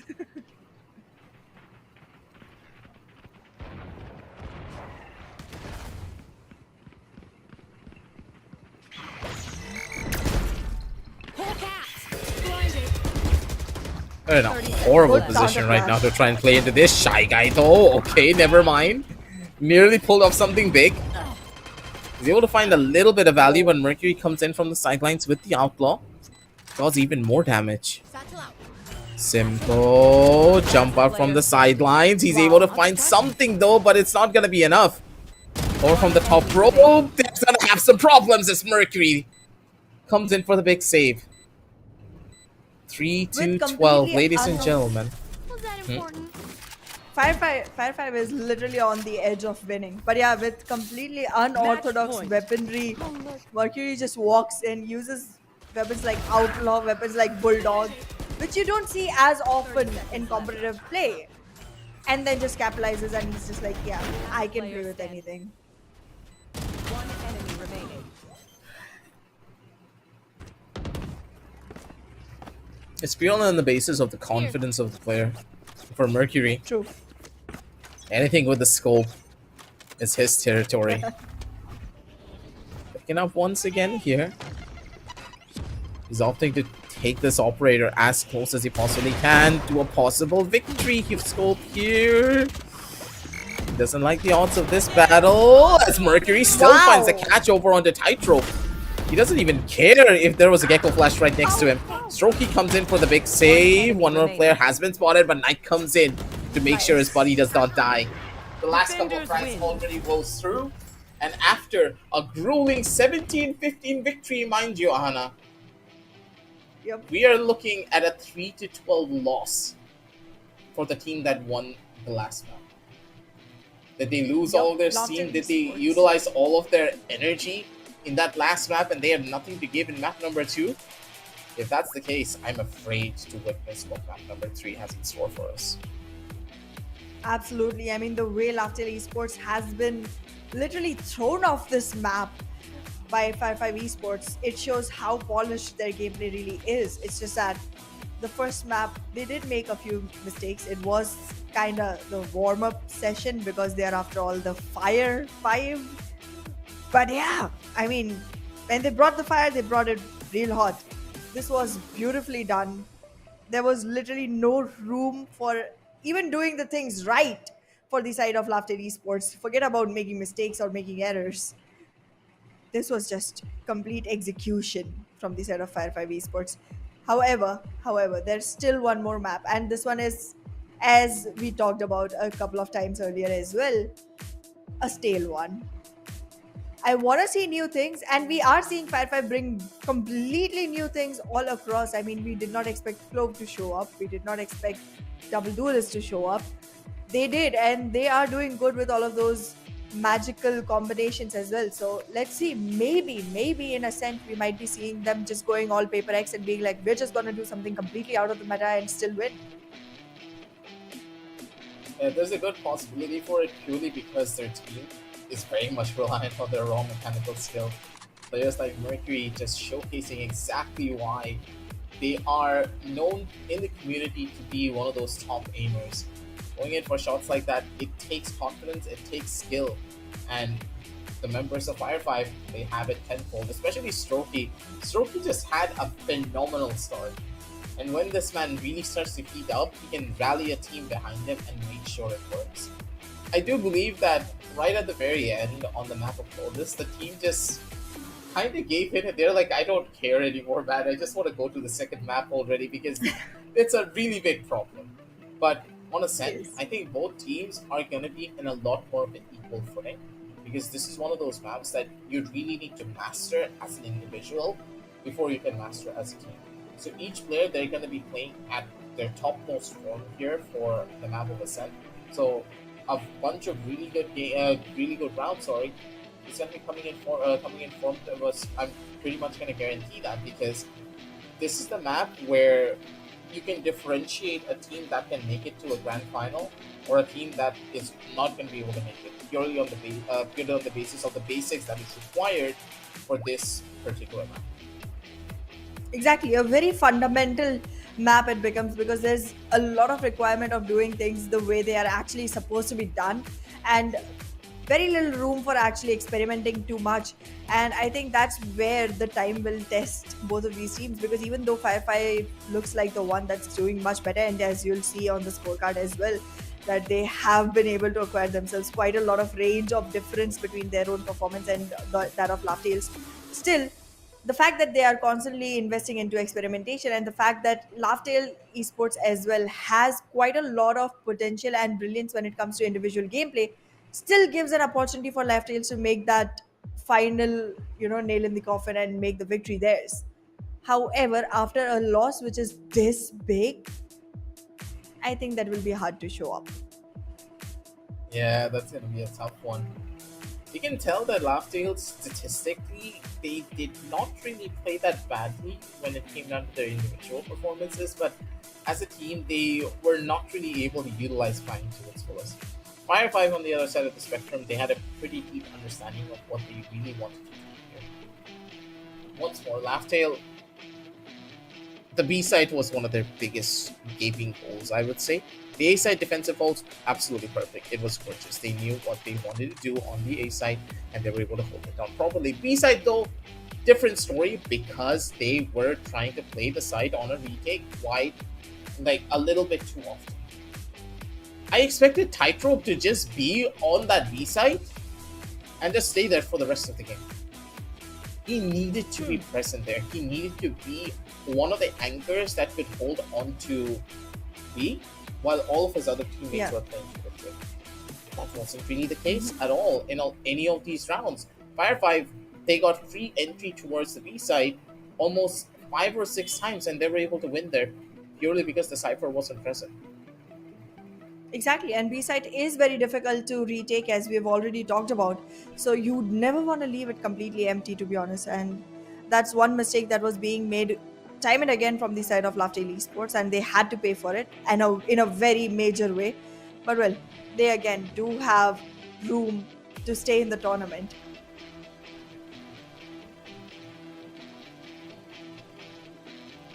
MVP of this match was actually Zato. A pretty big surprise, I would say, coming in as this player really doesn't have those phenomenal performances, but when he does perform, he does it admirably, and he's always there with his team present to give them the support. He's one of those side characters that you don't really see a lot of information about, but he's always present and he's always making sure that his team is at the very top. So the fact that the spotlight was shown upon him is a pretty big one. 15 to 14 when it comes down to his overall KDA ratio. So overall, he played this one well, but hopefully his performances are a little bit better when you're moving on down the line onto the map of Sun because the initiators are where it's really at.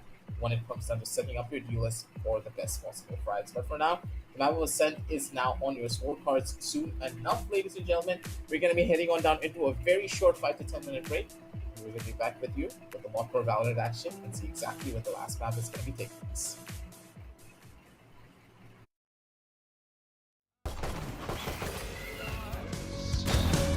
At the end of the day, it doesn't matter anyway. We're on the track, moving fast with a bucket of faith. I'm gonna make it somehow, past the fire, past the sounds. Moonshot through the clouds, saddle up, 'cause there's no stopping me now.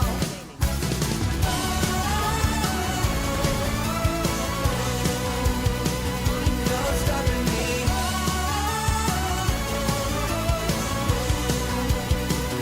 No stopping me now. And when it's gone and this facade just falls away, gonna take this shot, giving heaven and hell, give them all we got, yeah. I'm gonna make it somehow, past the fire, past the sounds. Moonshot through the clouds, saddle up, 'cause there's no stopping me now.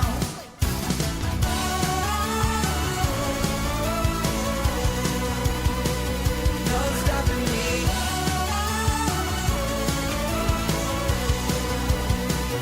No stopping me. Turning around so far behind the hole. No stopping me. Stepping into the now, never worried about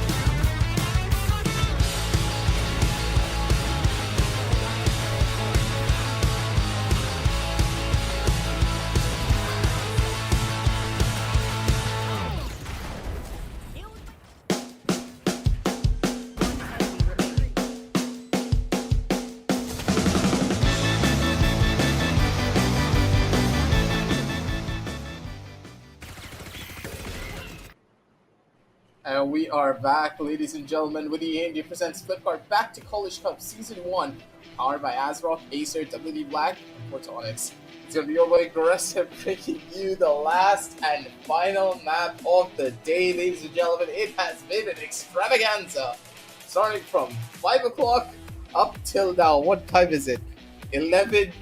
For me, it's 11:10. For you To me. guys out there, it's like around 11. What time is it on? Yeah, 11:45. My 10:45. brain, 10:45. My brain is not working, but I'm pretty sure that the players' brains are working because Fire5 just pretty much went out of the frying pan and straight up into the fire and made sure that LTE could feel their heat. It was insane to say that it was a 17-15 scoreline on the map of Lotus. Then we transition over onto the map of Vine. It's a 13-3 victory. It does not make any sense. My mind Does. is like my mind is on a different plane of reality, but I do believe that it's going to be a completely different story when we look at the map of Ascent. It's not going to be mine, it's going to be Ascent, ladies and gentlemen. Don't worry about that. It's interesting, to say the least. It is. It is sure gonna be. I mean, we are seeing the same exact agent compositions that we always see. Oh, is there a chance of Arena coming in? Nah, I don't think It's so. gonna be a mirror No. composition, yeah. Nothing out of the blue here. Nothing that we would feel like, oh, this can happen, that can happen. Nah. It's gonna be the same textbook composition I'm as really asked usual. textbook because picking up a breach instead of a KO now, that is interesting. I wonder what both of these teams have in mind. Maybe. I haven't really seen a breach on the map of Ascent in a while. Normally, this is something that only ranked teams start to pick up when breach is more of the prominent pickup for them and one more of a comfort pick. But on competitive level of play, it's going to be interesting, in my opinion, to see how Mercury will utilize this breach to his fullest capability for him to set himself up for plays. You never really know what to I think- expect. True that. I think the reason Breach is being picked up is because both of these teams do want to just, quickly get into the site, take the fights, and actually execute. That's their play style. And Breach gives you the ability to actually use the flashes and then yourself be the person who's pushing it instead of having to wait for the duelist to actually come in and take action on that. So I think that pseudo duelist ability of Breach might be the reason that he is being picked by both the sides. But yes, I mean, I had a complaint with T Swag picking Raze when the first map happened, and the second one he went with Sky, did magic. This time around, he's again on the initiator. So let's see what he's bringing to the table. I'm having high hopes with T Swag.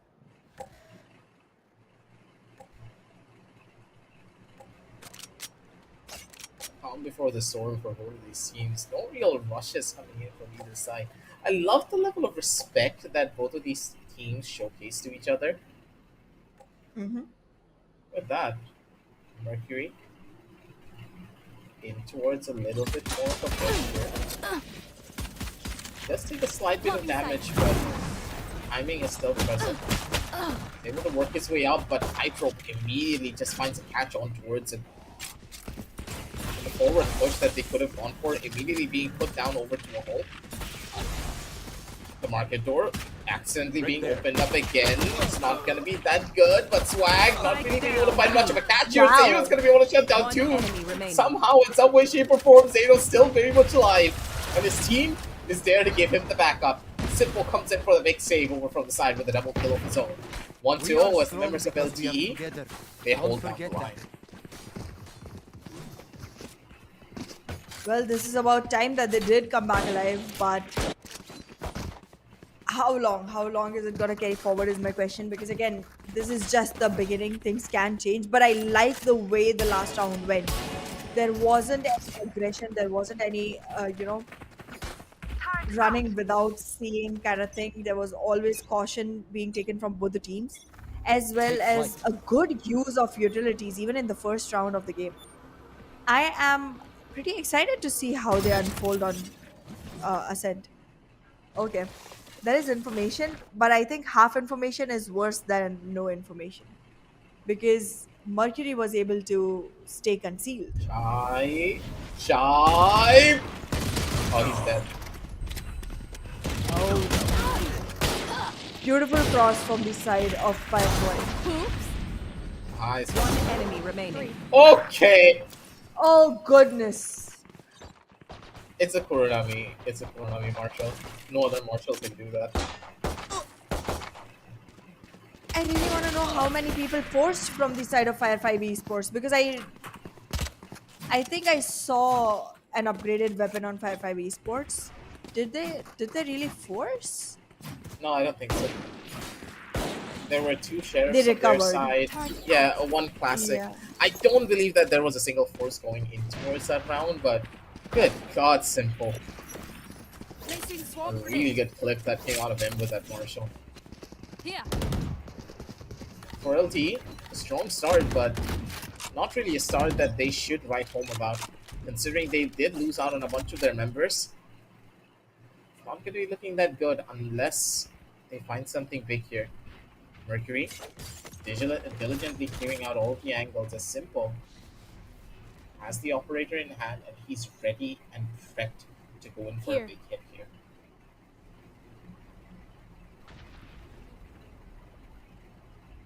Here.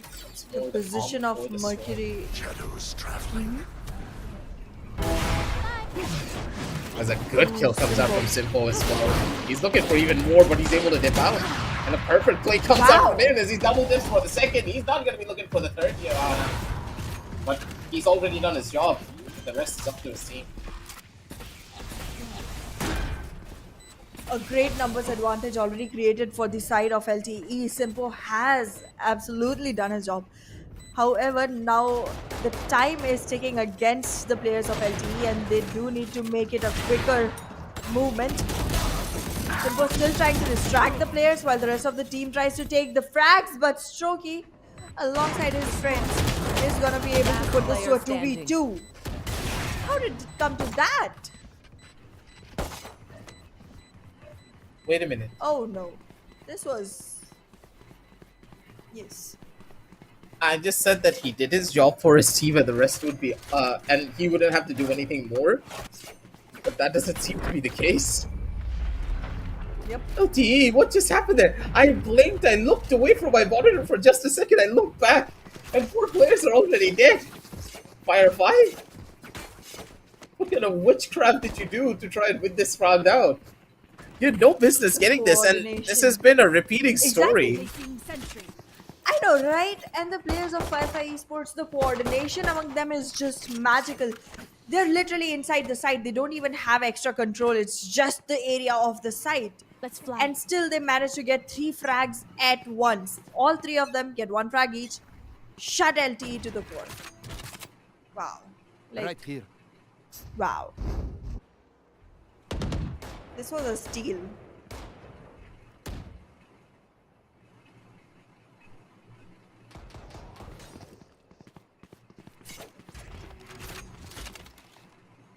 Another good opportunity for Simple to maybe find one more kill for his team, but he's not going to be risking it. The AWP being on a constant rotation basis is a good idea, but unless you're able to find a good catch on these rotations, it's not going to be looking that good. Towards the corner, and tightrope, even though he's fully stunned out. He's not going to miss a single beat of this one. And Simple being in position to make sure his buddy does not get killed.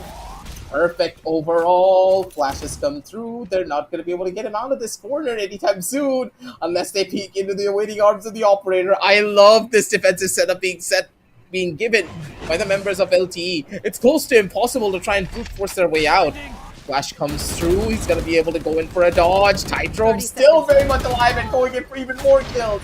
Finally, they shut down the raid boss, but Simple. In the meantime, it's going to be able to find one more. Both players already spotted. They know their exact position. And Simple, this operator, is just an absolute Giga Chad. Going in for even more. A triple kill for Simple. As he does not miss a single beat of this melody. We were being mesmerized by Mercury and his play when it came to the operator, and Simpo was just like, I'm taking that to heart. I need to prove myself. Comes in as the jet, just shatters everyone. Literally shatters. Need a drop. This could have been a 4-0 Placing though. alarm bot. Placing swarm grenade. It was supposed to be a 4-0. I still cannot get over the fact that they lost a round where they already have 2-man advantage in a post-plan scenario. Oh, okay. Yeah, just jet things.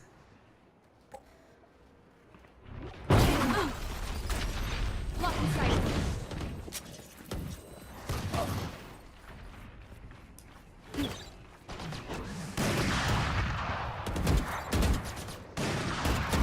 Seems as though Titrom is just having his own little bit of a game out here. It's just a game where LTE is in full control. Their defensive side just looks impenetrable. Need something? Is this a reverse sweep where we see another 13-3 scoreline but in the opposite direction?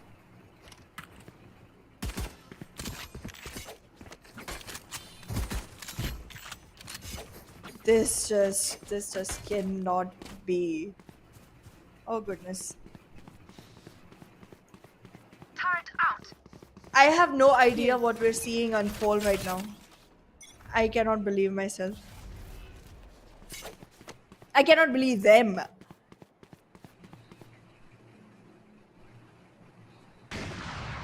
Alright, this time around it's gonna be a split push towards site A.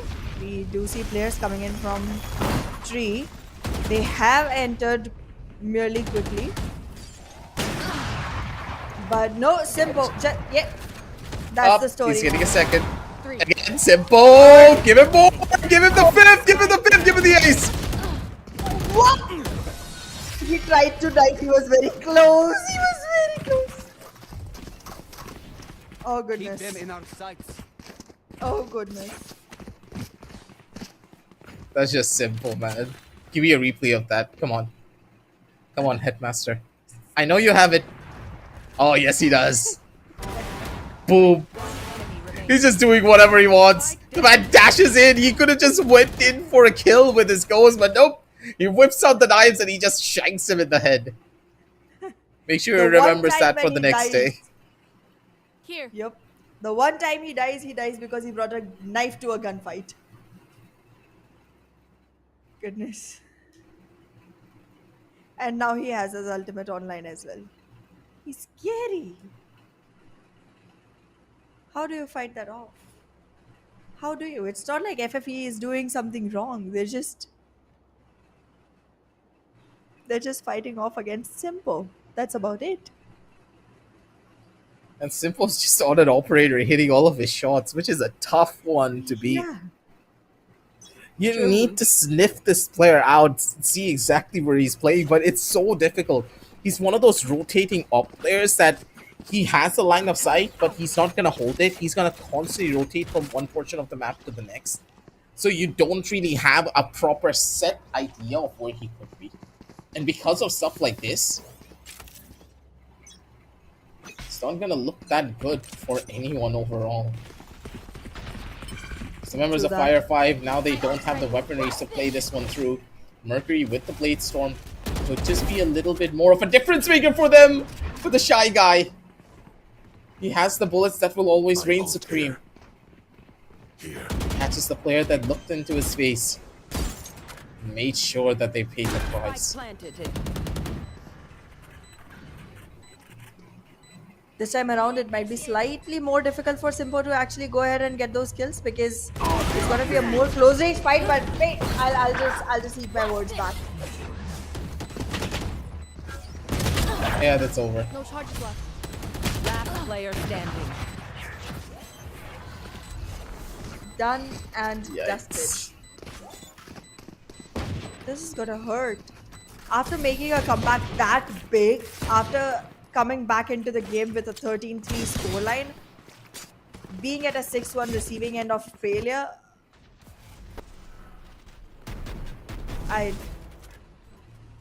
all I can say is you're having a bad day. That's it. FMD. You're great players. It's just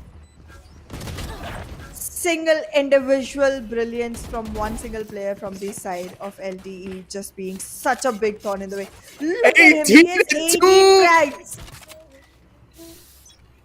He has more kills FFE, than if his you team combine every combined. number, exactly, and he has more kills than FFE combined as well. Goodness. Nah, bro, this guy is on a league of his own, and he's just playing a different game out here. He's not even playing Valorant anymore. Finally, they shut down this raid boss with this operator. But even then, it's a little bit too little too late here. Rounds have already slipped away, so much value already gained. Tightrope in towards the back. Shy Guy's gonna be able to find one more in towards, and no one's gonna be able to check out Tightrope. He's in the back already. His position's known. Mercury finally is able to get the shutdown over onto one. Hunter's Fury online from both sides as they are making their way towards the A side, but Black, he's ready for this. As long as he has a flash to play around with, that's all that he requires to try and make this survival play work. Sun's ready. They're holding things down. As soon as the plan goes through, this is where the problems will start to arise. They know exactly where the last player is! Nearly finds a catch over on one of the players. We have the exact position of one. One enemy remaining. They're trying to survive this, Standing. but they're not able to find it just yet. Knight, very low in the HP department. He's one bullet away from death, mind you, Ahana. So as soon as the swing comes in, Knight, he's taking a gamble out here. Halfway defuse, jump out, swing through, take the fight! Oh! Knight! He survives Wow. just because there is a Phantom on the opposite end. If this was a Vandal, he was guaranteed to die. But because it was a Phantom, the gods have blessed him. Goodness. At that Zato, range, the the man Phantom who only was- does 35 damage. Yep. That cost his death. Zato, the man who was able to keep the team going with so much willpower in the last match where they were like literally trailing way far behind on the score lines, loses his life at a point where he really could have turned the round around. But well, they do have a lot of wiggle room. LTE has way too much wiggle room right now. You should run. So, still not something that they need to lose their heart on.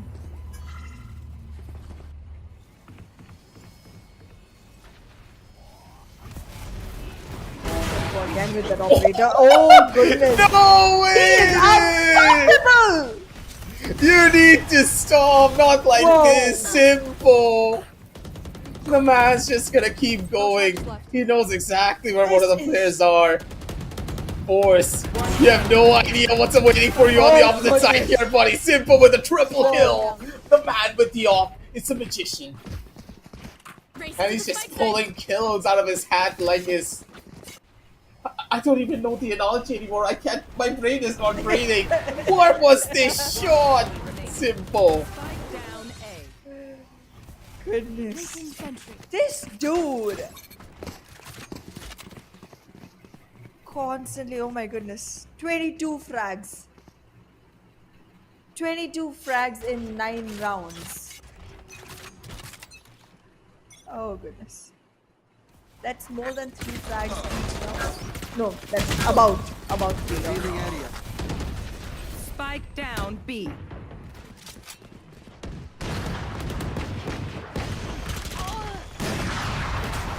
Oh goodness, this is not looking good for the players of FFE. They have been able to find themselves in Who a needs anything if 2v2, you're but Simple? Simple will turn it into a 1v1. Oh goodness. But Oh, Simple. Bad angle. Simple. Very bad angle. He's dead. Goodbye. Sleep tight! Yep, Strokey. He's gonna be the one to go in for this catch. He second-guessed himself a little bit too much there. He knew exactly where this fight was, but he did not want to go in for a risk by holding it out with an operator. But good God, Simple. He nearly did something incredible again. But Strokey, he's not gonna let these miracles happen twice. 73 as LTE, they are still leading the charge purely on the back of Simple. But that's okay because the man has more to give here. Operator once more in his hands. But now, the battle of the ops is about to commence.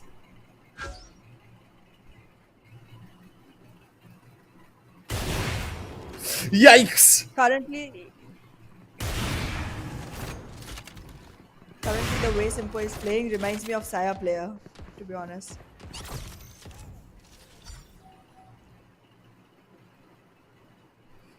I think it's less of Saya and more of I forgot the name of that player. He's a European player. I forgot the name Indian of one? him. No, European. Okay. Shadows travel. There's a particular. Oh, no. It's not European. What am I saying? It's Kang Kang. Like I was thinking of a Oh, completely yes, different the player. Chinese, Yes, yes. playstyle is very much similar to Kang Kang because this is exactly how he normally plays the operator. True that. Aggressive, But in your the reason I face, was he does saying, not give it. yeah, the reason I was saying Saya player was more because when Saya player was playing with DFM, he was the only person actually being able to like get those capitalizations. More because he was the only one finding those frags, and less because the rest of the team wasn't. But yeah, he was literally the person everyone was feeding off of, and whenever he would do good, the team would do good. If he would fail, the team would too. Last player standing. Kill very much crucial, but one of the first few misses that we have seen coming out from Simple. A crucial kill that would have pretty much Last guaranteed round his in team the half. around. But the fact that he missed, he's gonna be kicking himself for that one. Now the money is in the ditch. 74, It two is. rounds that they have lost are really added up because of the operators that they were buying for this one man. Now Simple, down over into a Guardian. Given the chance and given the opportunity to prove himself once more on different weapons. He's gonna try to go in for an aggressive duel here, Ahana. And I like the idea, but it could just be going in the opposite end. Oh no, oh no. Yeah, as you mentioned, it did go in the opposite direction. Spike down A. I have the spike. This one is definitely not going in the favor of remaining. LTE. And now FFE is close enough to be able to find themselves the comeback yet again. You wouldn't have expected something like With this a to happen, stinger? right?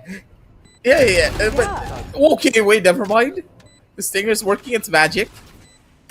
He's gonna be able to go in for a little bit of an upgrade out here. The gun's right below him, but he's not opting to go and pick it up just yet. There was maybe a chance, but And the considering his turret HP, considering his Yeah. HP, it just wouldn't have worked. Switching sides. Strokey does find the final kill, but as I was saying, initially when Yeah. we saw the 7-1 scoreline, I did not like. If you told me that this is where we would be standing at the end of the first half, I would not have believed you. Considering the Exactly. Yeah. dynamite performance coming out from Simple, Right here. he alone has 23 kills added up. Yep. But as you can see, that a one-man army is just not going to be enough to get you all of the rounds. Right here. True that.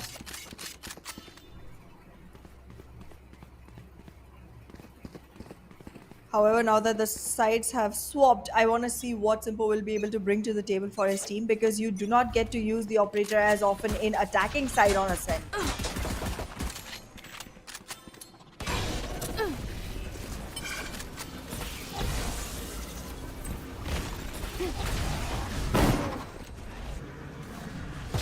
Okay, in a ditch. Okay, Strokey. That wasn't a well-planned move. Spike down B. Strokey just got a I free don't couple think of that- kills right there. Exactly. I don't think there was a point of time when you should have entered the side like that. I mean, there were way too many utilities being deployed from the defensive side as well. It was more like a desperate move than a planned one. Right there. For now, though, they need to try and maybe salvage some of the pieces. One enemy remaining.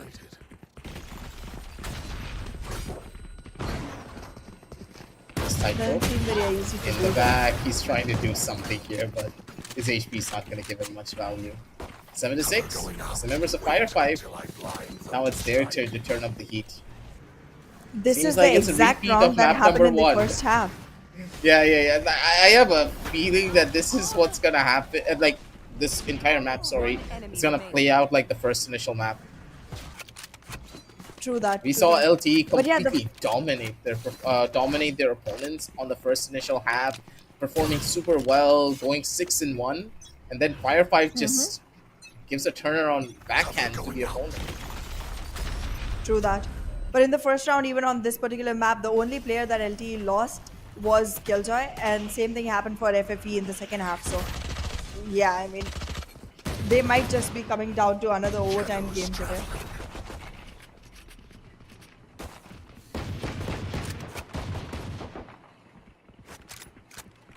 Mercury has a good angle.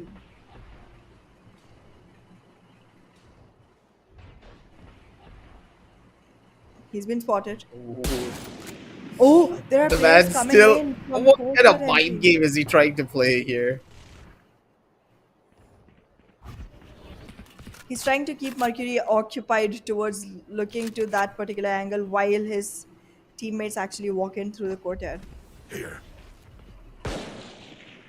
They went undetected, both of them, the Breach and Omen. Yeah, Pearl Simple's not gonna go with too Last much here. player standing. Already spotted his Spike team's down dead. B. Maybe good for one kill. He does have aim 30 for it. seconds left. Oh, 404. He gets disconnected in the worst possible moment. Does he have a free gun away to his opponents? But even then, it's not going to matter that much. 7-7, ladies and gentlemen, as FFE. They have a little bit more leeway to play around with here.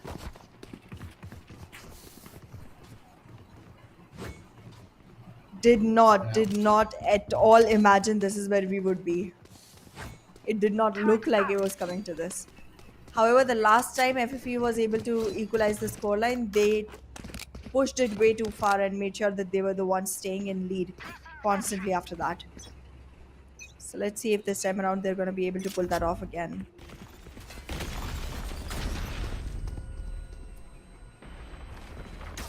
There's a good Oh, no. possibility of that. Yeah. A symbol. In the back as... Questionable what he wanted to do. I expected him to dash up forward and maybe One do enemy something remaining. big there. Black is able to find two more as Mercury comes in for the big save on the opposite side of the map. Black working his way in towards the side. Does have a flash and an aftershock to play around with. Strokey though. Already his phone has his phone number. Calls him up from the sidelines. He's able to catch Black with his pants down. He has no idea that Strokey was this close on the angle. 7-8. Team Ace. As the members of Fire5, they're leading the charge for this entire setup. Phew. The way Fire5 has found themselves the footing into this map, it's beautiful. Being on the defensive side, they are performing pretty well. And they did not give as much room in the attacking side either. I mean, they were literally just 2 rounds behind by the end of it.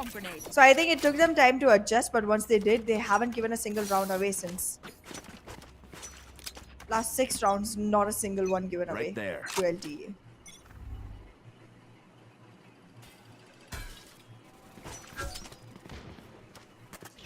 Mercury's been spotted.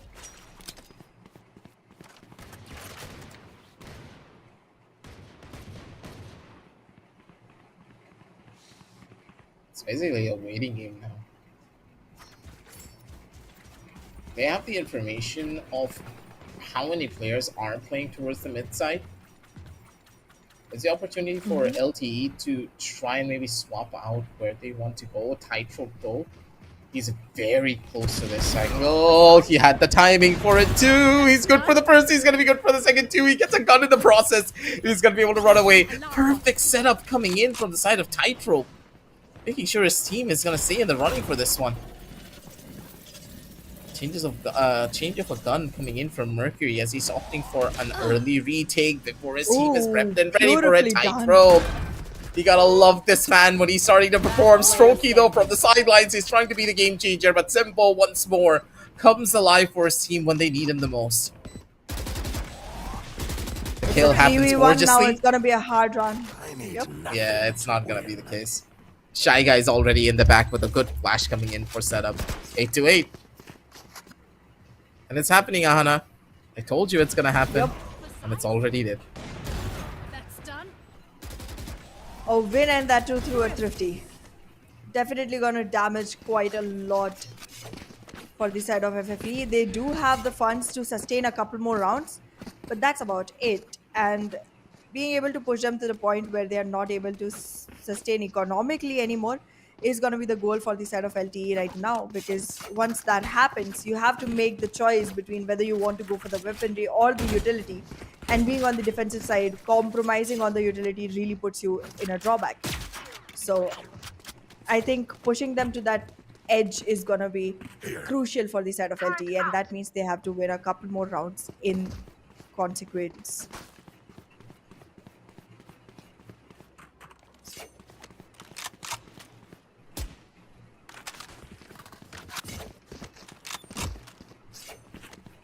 Another technical pause now being taken by the members of Fire5 to just iron out a couple of the problems that I do think that Force is having. But for now, the teams, they're just taking their time for this one. In my opinion, I would like to see the members of Fire5 be a little bit more proactive in their approach of trying to take map control. Because the way that they're approaching the map of Ascent, I personally do not like their defensive setup, because they're waiting for their opponents to make the first initial move and then they're retaliating, which really should not be the case. In professional levels of play, we have seen teams that do this often start to fall into a little bit more of a trap where they're losing map control. They have no idea what's happening on the mid side. They have no idea what's happening towards A main, B main. It's better to push one part of the map, make sure that extremity is under control. Then you can make an educated guess and then gamble whether they're playing towards mid or they're playing towards A main. Because mid, it's very easy to gather information, right, Ahana? You can just jump spot over from market. Maybe you can send a drone over through mid. You can gain information quite easily, but on A main and B main, it's not that simple. The lines of sight are very long, and the safe corners that you can play for is drastically different. That's why in professional level teams, they push one extremity of the map so that they understand that, hey, if there's no one on this side of the map, that basically means that mid is under pressure. Let's check out mid. If no one's at mid, then they're playing towards A. That's how you bolster up the defenses, and you stay one step ahead of your opponents. Do you see that coming in from the members of Fire5? No. Look at how defensive they're playing. The only form of aggression that we are witnessing is towards the mid side usually. Yep. And that too won't go very rewarding for their side, because there is retaliation as well. However, Simpo Nice yet shots. again getting back into his element with that Phantom finds 2 to begin with, giving LT good enough room to go ahead for the plant. Oh, becomes the planter as well, because now that brings up his Blade Storm.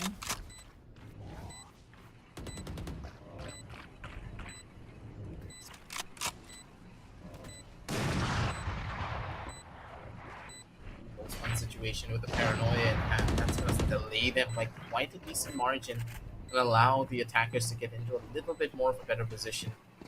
It seems as though the members of they're opting to go in for a full save, which is a much more of a smarter play, I would say. The economy is not looking that good. Having these weapons for the following rounds will be a lot more beneficial than opting to go in for a 3 versus 5 retake with no ultimates in their arsenal. But they also do have to worry about one thing further. It's the big ult that is now in the hands of the attackers. The Rolling Thunder could just be the biggest game changer for the attack, as they're opting to go in for an execution. And for the defense, they do have a Killjoy lockdown for a retake, but the Killjoy lockdown up against a Rolling Thunder, that's going to instantly nullify any push that could be mounted by the defenders. Yeah, Placing sentry. true that. Cover going out. Wanting to draw that Rolling Thunder out before the Killjoy lockdown is put in is going to be the goal for the side of Fire5 Esports in this particular round. Oh wait, that judge did not reward. I had complete faith it would. The judge is a weapon that you should never have in your hand. It's very important that you never do that.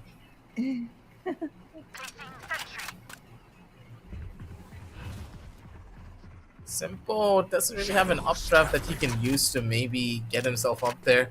You kind of miss the old tricks that you could do with Jet when you had the double updraft these days. But Yeah. for Simple, a little bit of a pipe dream for him, but maybe Tightrope's going to be able to find something for his buddy.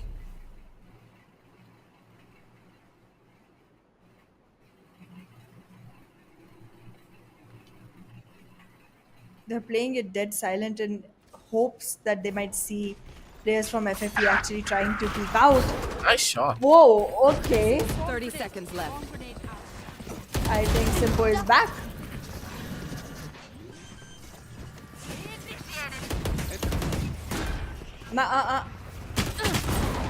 Simple. This man has problems, I swear. He's always gonna go in for these aggressive plays and somehow and sometimes he's not gonna die, sometimes he will. And this is where the Rolling Thunder will be very much Oh, crucial. nicely done. Yeah. Good Rolling Thunder before anyone gets a little bit too close for comfort. Knight in a good position. Zato! No! Zato! He needs to try and survive this one for as long as he possibly can. The breach over from the opposite side. The time is not gonna be in his favor, but he's gonna be able to capitalize. No bullets in the gun, and it's gonna be black. And it's all his. The clutch is present. The fact that Mercury didn't have any bullets in his gun was the main reason why Black was even able to do something like this. Yep. 30 seconds left. You would The think that the luck round is was already running done and out. over. Yeah, exactly. Look The at luck it. is running out So from their close. favor. Seconds left. Oh goodness. And now the economy is breaking for the side of FFE, and they're still planning to invest into an operator. If they don't win this round, they're done for. They have nothing to hold on to. It's a do or die.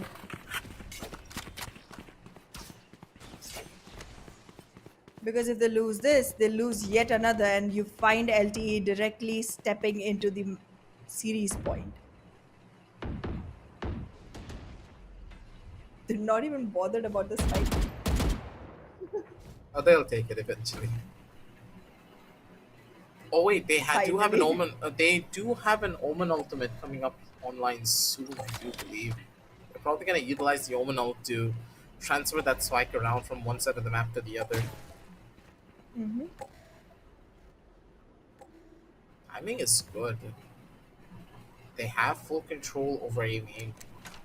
Mercury though, this operator is gonna be a huge issue unless they're able to sniff this one out. Drone. You In should hand, stuns coming in from either side. Couple of jiggles, and now World Simple walks into the waiting arms of one more. 30 seconds left. The Killjoy lockdown is gonna be able to give them a lot of space here to play around with. Zato, good for the one kill. Catches out Force, and now without the smokes, this retake is now a lot more harder. Because at least with the smokes, they had an opportunity to completely block off one of the line of sights to make a difference from there. Mercury running it down forward, and a big couple of misses coming in from Mercury. Zato with a turnaround whips him straight across the face. Swag, good for one kill with the Bulldog, but Zato single-handedly turning the tides of this battle for his own accord. Strokey, also with the Bulldog, not in the very best of spots here to play around with. Zato, good for a kill. He just needs to survive here at minimum. And Zato with the ace takes the round and brings it for his team. 11-8, ladies and gentlemen, and Zato, take a bow, man, because you deserve this victory. Run. Beautiful. That was a spectacle. Goodness. This was a very crucial round for both the teams. If FFE lost this, that meant that they would not have anything to go forward with, and that will place LTE to the match point, the series point nonetheless. It was crucial for LTE to make sure that they win it. And well, not all of LTE could, but Zato himself did. Beautiful. I don't think there's any more funds remaining for the side of FFE to go on with. Not at all. They're not looking that good here. And with that first kill already being given, Mercury don't need to do this one. Simple. Just leave it be. Let him do whatever he wants. Strokey. He's just trying to bait you in. Hopefully Simpo doesn't bite. Celti making their way up towards the other side of the map here. Swag. Beautiful usage of the Bulldog here. A double dink to try and end things off. They didn't have to put in this the smoke back. just yet, though. They're trying to work their way up. Position for Simple. There's one's close. No He one didn't spotted on the see the- gun barrel, but a good He flick. saw the barrel. Yeah, but that was a really good flick coming in 30 from the other seconds side. left. Yep. One more kill is pretty much a requirement here. Shy Guy, Cover he going needs to out. try and maybe find Strokey in this corner. If he's able to get this kill, that's going to be ginormous for his team. A good utilization of the dash. Shy Guy, good for one more kill. He's looking for the last, and he's going to be able to Wow. find all three. That's the Shy Guy for you, Wow. ladies and gentlemen. If you see his face once, he's going to Match make sure point. that you pay. The way he pointed at the camera, it seems like he's telling you, I am winning. You made that joke a little while ago. He's talking to you right now, buddy. He's talking to you. Hey, I'm the dad here. He knows. Nice comeback. But will FFE be able to come back? It's not impossible, but it definitely looks very, very difficult.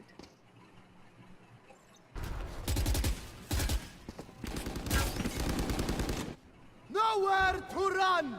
The amount of momentum that they have is just what's really scaring me.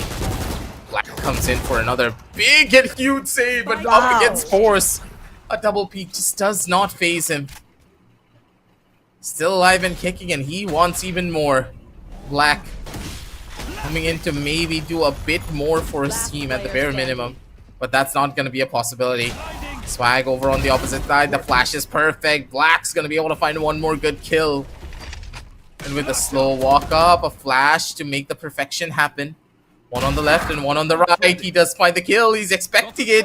He knows exactly where Force is. The angle's his, but Force just has the better reaction time to make it work.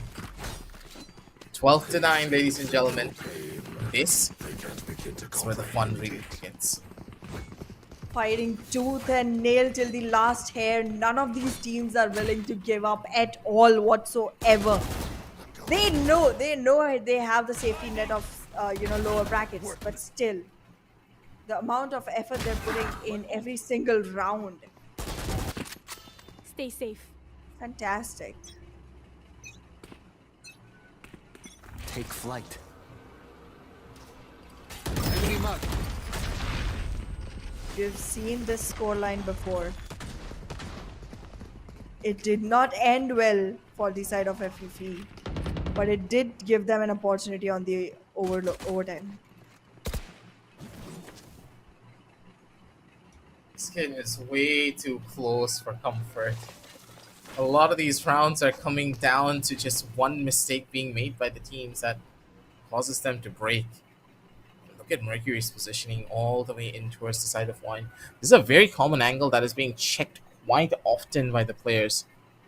And what I don't understand is why is Simple running around with the judge in this scenario?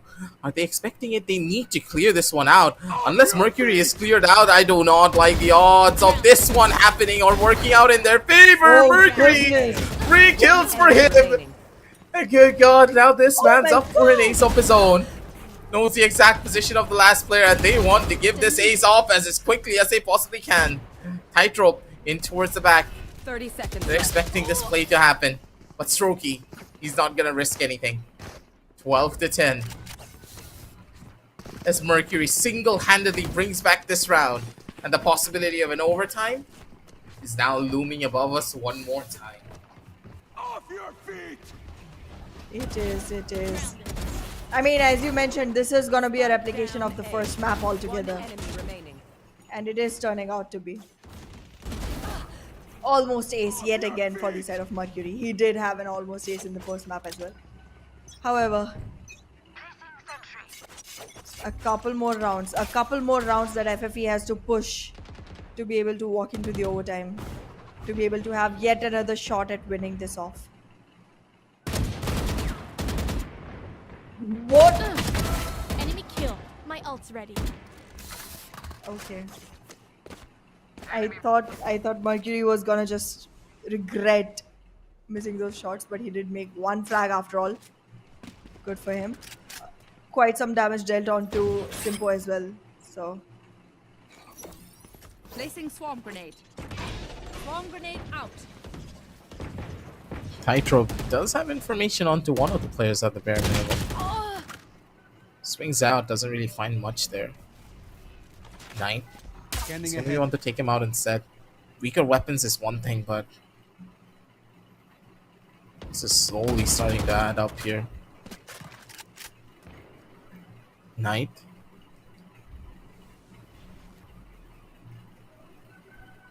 Right It's in there. a prime spot, but for the members of LTE, they're just trying to 30 close things seconds out. Stun in hand, swag in towards the corner.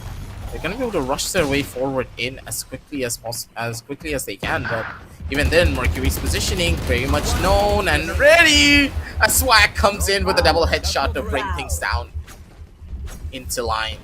12 to 11, ladies and gentlemen. That's LTE. They're at the finish line, but they're just not able to cross. They're being held back by the fire that is burning now brighter than ever for the members of Fire5. And with Mercury now back on this operator, simple. He needs to pull off something big if he wants to make sure his team reaches that end goal.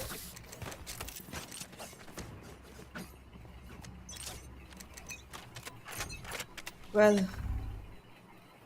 one last round to decide the fate of whether it is going straight to LTE or if FFE is gonna have a shot at this. Mercury already prepared with the operator and the blade storm. Placing swarm grenade. Damage dealt. Tightrope still trying to make sure that he's able to capitalize. Swarm grenade out. Close to getting the lockdown online. If he does get it, that's gonna be something that can actually change the way the story is being written so far. One single orb remaining for Tightrope to get his ultimate.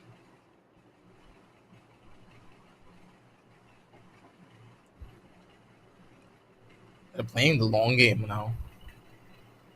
So instead he wins the race for them because they understand that there's a rolling thunder waiting for them on the opposite side if they're not careful. One wrong move and their entire team will be sent flying across the sky. A Killjoy lockdown will give them a little bit of breathing room to play around You with, but should even run. then, this is Strokey's site. And personally, I do not like the placement of this Killjoy lockdown. 30 seconds left. Yes, it gives you a bit more space over onto one portion of the map, but the fact that Heaven is not under full grenade control is what's really bugging me the most. Found them. Killed my bot.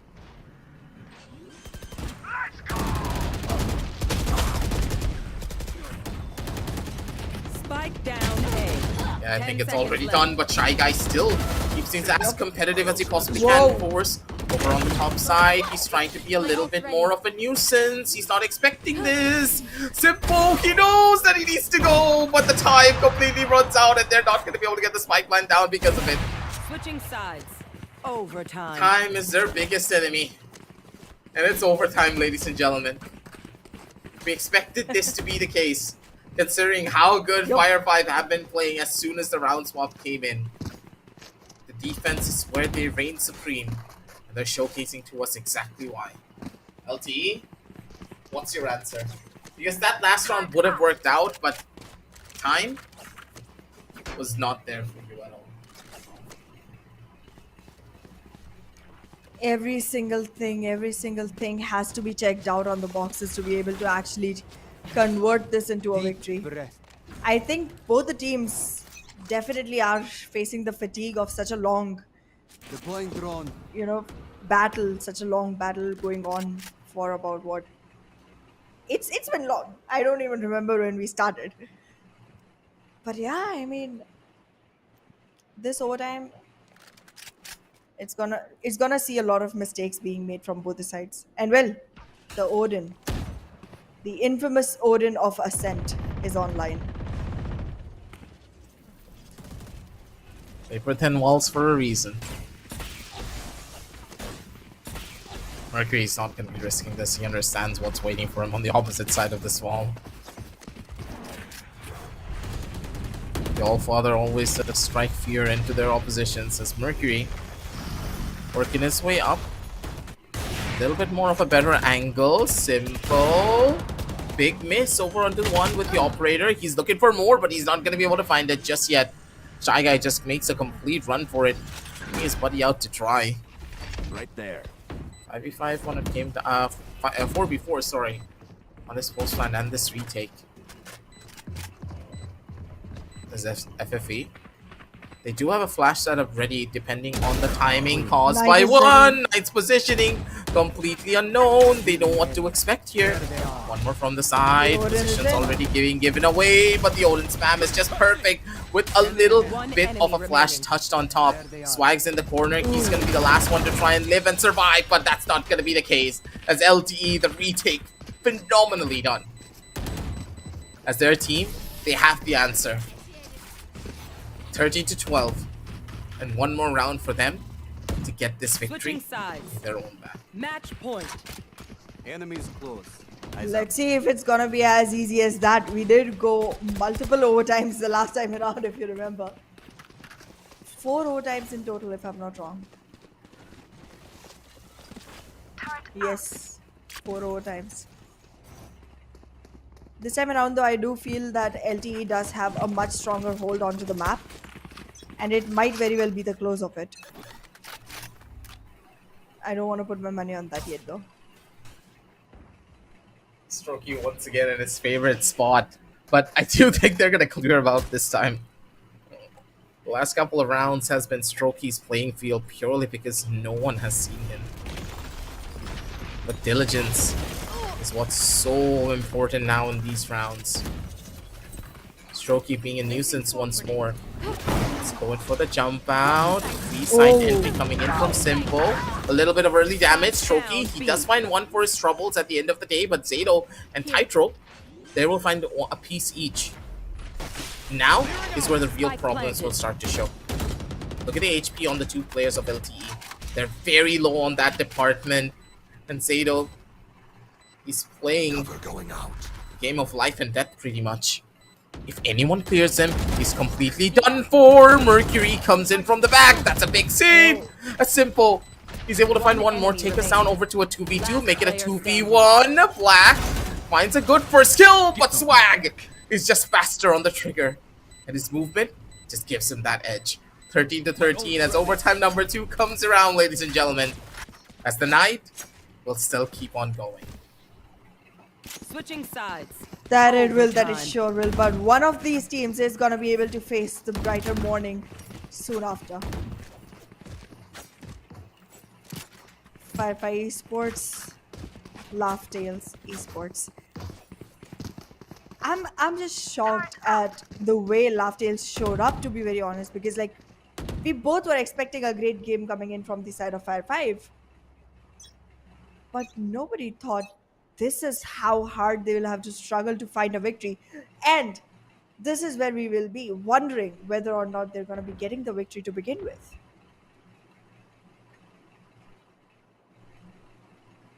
Here. Careful.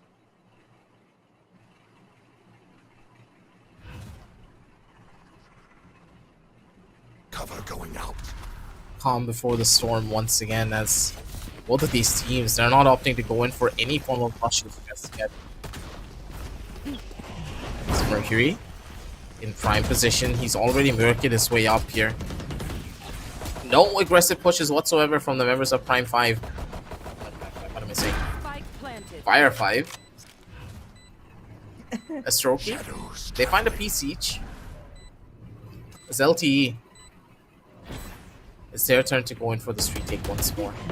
The retakes have been phenomenal in each and every turn, but this time around that doesn't really seem to be the case. As Knight, once more, is one of those players that are causing a lot of issues. Shy Guy comes in from the sidelines. Operator still in hands for Simple. Swag in towards the back. Has a recon bolt to get some value, but they are not able to do much. Simple missed the shot. They needed to find this kill with this operator, but the fact that he didn't Match point. pretty much guaranteed that this round would have been a loss. Now Fire5, they're the ones who could just be the who could just completely take this one away and take this series to their name.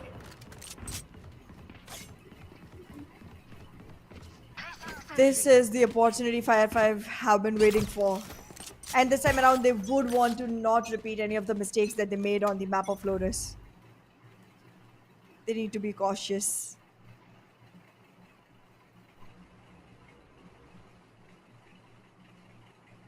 A very slow start this time around. LTE taking things slow. Down. Don't want to fall down just yet.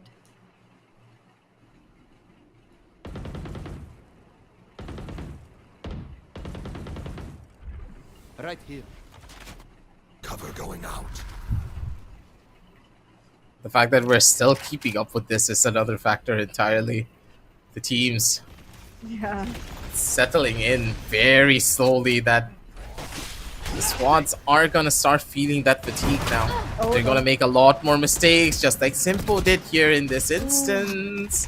He's not able to make his way in towards the back end of the side. Swag over towards the back corner. They do find the first initial kill. They're holding down the lines here beautifully. No one's opting to go in for the swing just yet. They're not able to find the frags, but Wow. it's gonna be a frag fiesta coming in from the members of LTE. Laugh Tails. That was such a They sweet leave it all 4 up to kills Mercury. consecutively. Yep. Yeah. You wouldn't even expect And that too that. with an operator. Exactly. True. I mean, that was unimaginable. But yeah, with the operator, I don't think there's much that can be done from the side of Mercury either. The alarm bot has given up the position as well. Overtime and, number well, 3. Shy Guy. Switching sides. Overtime. We had four overtimes in total in the first map. Do you think we're gonna go beyond that in this one? Considering its ascent, counts. We might. Yeah. Thanks.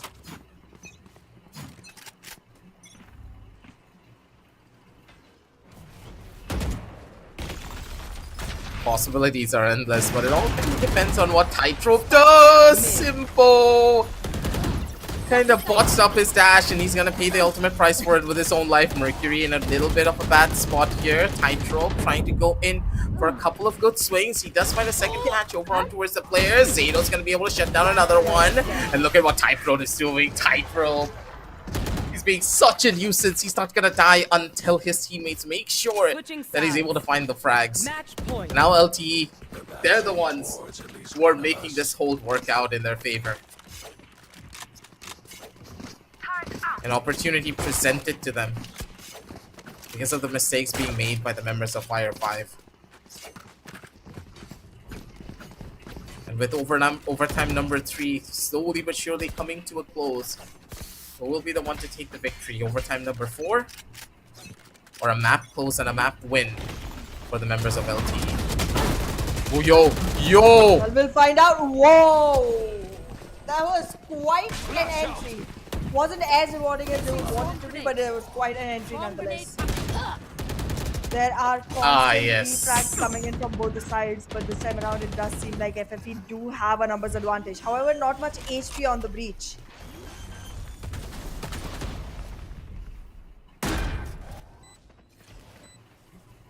Last It player all depends if standing. Shy Guy does find this kill over on the one player. He gets a big one. Enemy remaining. He finds the final Oh. shot, has a smoke to play around with if he wants to go for something big here. But Shy Guy, don't risk anything here, buddy. You need to play this one smartly, but Force turns around and he flicks for the headshot. Fire5, they're taking us to overtime number 5. It's happening, we're going the distance. Forget my food, forget my sleep, forget Switching everything. sides. Overtime. We're here to watch Valorant, and we're gonna watch it the entire night. Last player standing. Well, I don't have any complaints though. I mean, this is beautiful Valorant that we are witnessing. One enemy remaining. Goodness, the way both the teams are stepping up every now and then. Beautiful. 17-15 was the scoreline last time around. Is this gonna be the last overtime we see? Revealing And if area. that, which team is gonna be the one with the 17 this time around? An explosive start from the side of Fire5 already.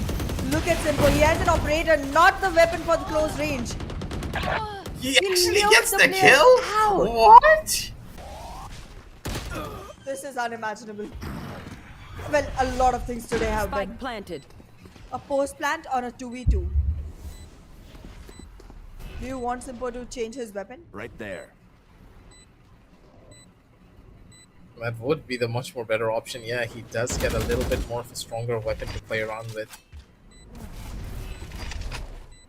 Right Couple there. of good smokes, I would say, but at the same time, not really favorable ones. Considering how much cover the attackers now have to just One hold down enemy on the back remaining. end of the side. Shy Guy is going to be good for one more kill. Stun comes out from the opposite end, and Swag just spray transfers his way to victory. What is happening? How are the members of Fire5 doing this? No idea. No idea, aggressive. They're just taking everyone by surprise. And look at that. The moment things start getting tough, Simpo comes in with the operator. And the problem is, he's actually really good at it. You cannot really complain. Did he swap? Did he swap? I think he swapped. It's a good chance. The operators have not really been helping out as much. Simpo's incredible performances early on has now been put to a Placing swamp complete grenade. halt. Bomb grenade out.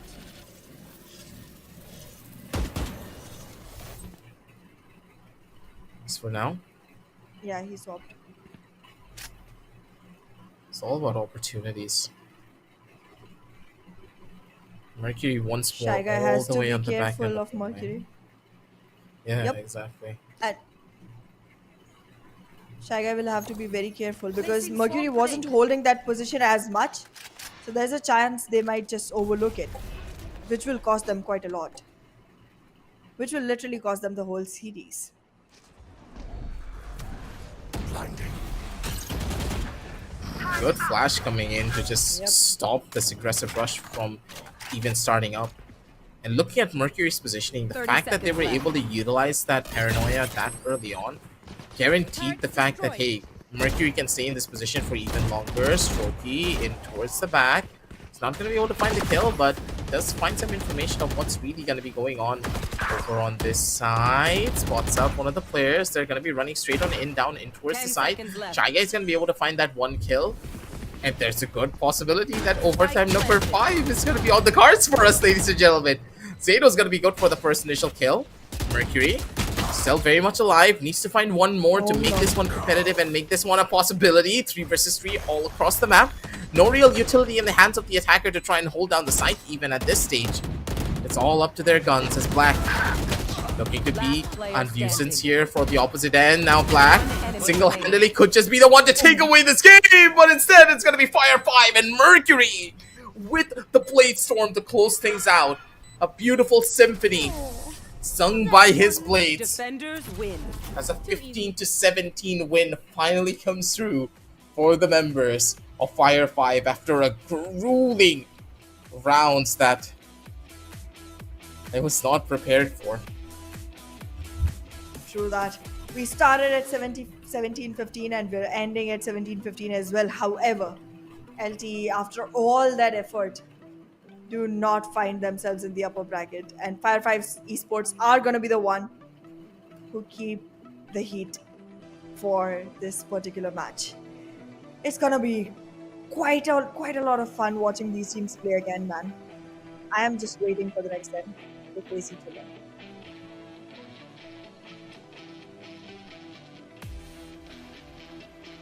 It was a marathon.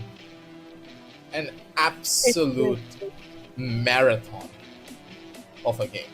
If this is what's gonna happen up against Dubchi, I don't know. I'm gonna need another person here, and if I don't see another caster to take my spot, I'm gonna have a heart attack. I'm very sure that I'm gonna have a heart attack because of how insane the members of Fire5 are.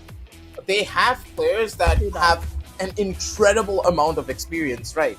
And that experience can easily hightail it to situations like this. Even when you're down a bunch of rounds, even when you know for a fact that you're going to lose, even when you know for a fact that your team does not have the energy to keep themselves motivated and moving forward, when your backs are against the wall, it's the experience that helps you. It's the stamina that you have built up over the years of competing that really sets you apart from the young rookies that we were able to see here today. But as we are jumping on down over into the scorecard, ladies and gentlemen, I don't think the members of LTE should feel bad about anything. They played beautifully each and every round. They Each did. and every They round sure that did. they played, like, I think you can't even compare how well each and every one of their players played. But it just was not enough Look at because right at the Simple. very end, they were making mistakes. Yeah, they were making mistakes. Simple has 36 kills, yes, but Simple right at the very end made a lot, and I mean a lot of mistakes that caused this team to fall Yep. apart. You know, well, he was trying True his that. hardest to pad up those mistakes. Tightrope was trying his hardest to hold down the sides, but it just did not work. The team was falling apart, and each and every overtime that they lost, the frustration just kept on building up, and they had no way of coming back from it. True that. These numbers are definitely lying a little bit because even though Simpo did have such good amount of first kills and such good amount of overall frags, he did slow down a little in the middle and he did end up making the overextensions for the team where they ended up losing him and then more players consecutively, leading to them losing multiple rounds. However, once they entered the overtime, it really came down to just being able to perform in one round at a time. And in those situations, there was much more that I expected from the side of Simpo. He just did not deliver what I wanted.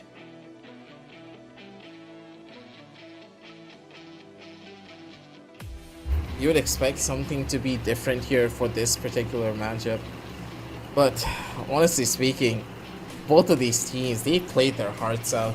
Match MVP is going to be showcased in front of your screen, ladies and gentlemen. It's going to be none other than Simple. The man's got a mugshot ready for everyone, and he's staring into our souls for this one. 36 kills, 22 deaths, and a 19% headshot percentage, and that is completely fine. Like, think about it. The man's been playing with an operator most of the game, and he has for 9 first kills. Yep, It's insane. it is. And well, let's take a look at the MVP of the whole series as well. I think it's gonna be a completely known story. 78 kills. Okay. Yeah, he played well. Yeah, that's digestible. Pretty digestible, yeah. An everyday thing. We see that happening. That's not new. You could have gotten even more when you think about it, right? But True. the mistakes and of course the fatigue just starting to pile up till the very end.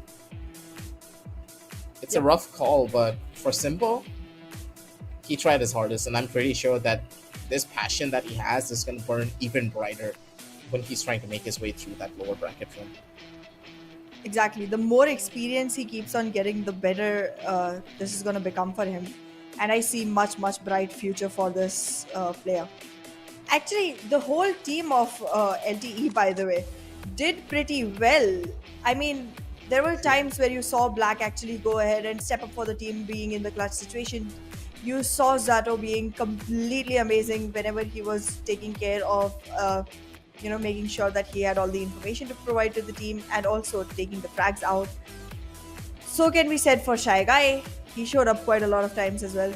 I mean, the whole team was out there and they're all marvelous players. It's just that True. today was a long day.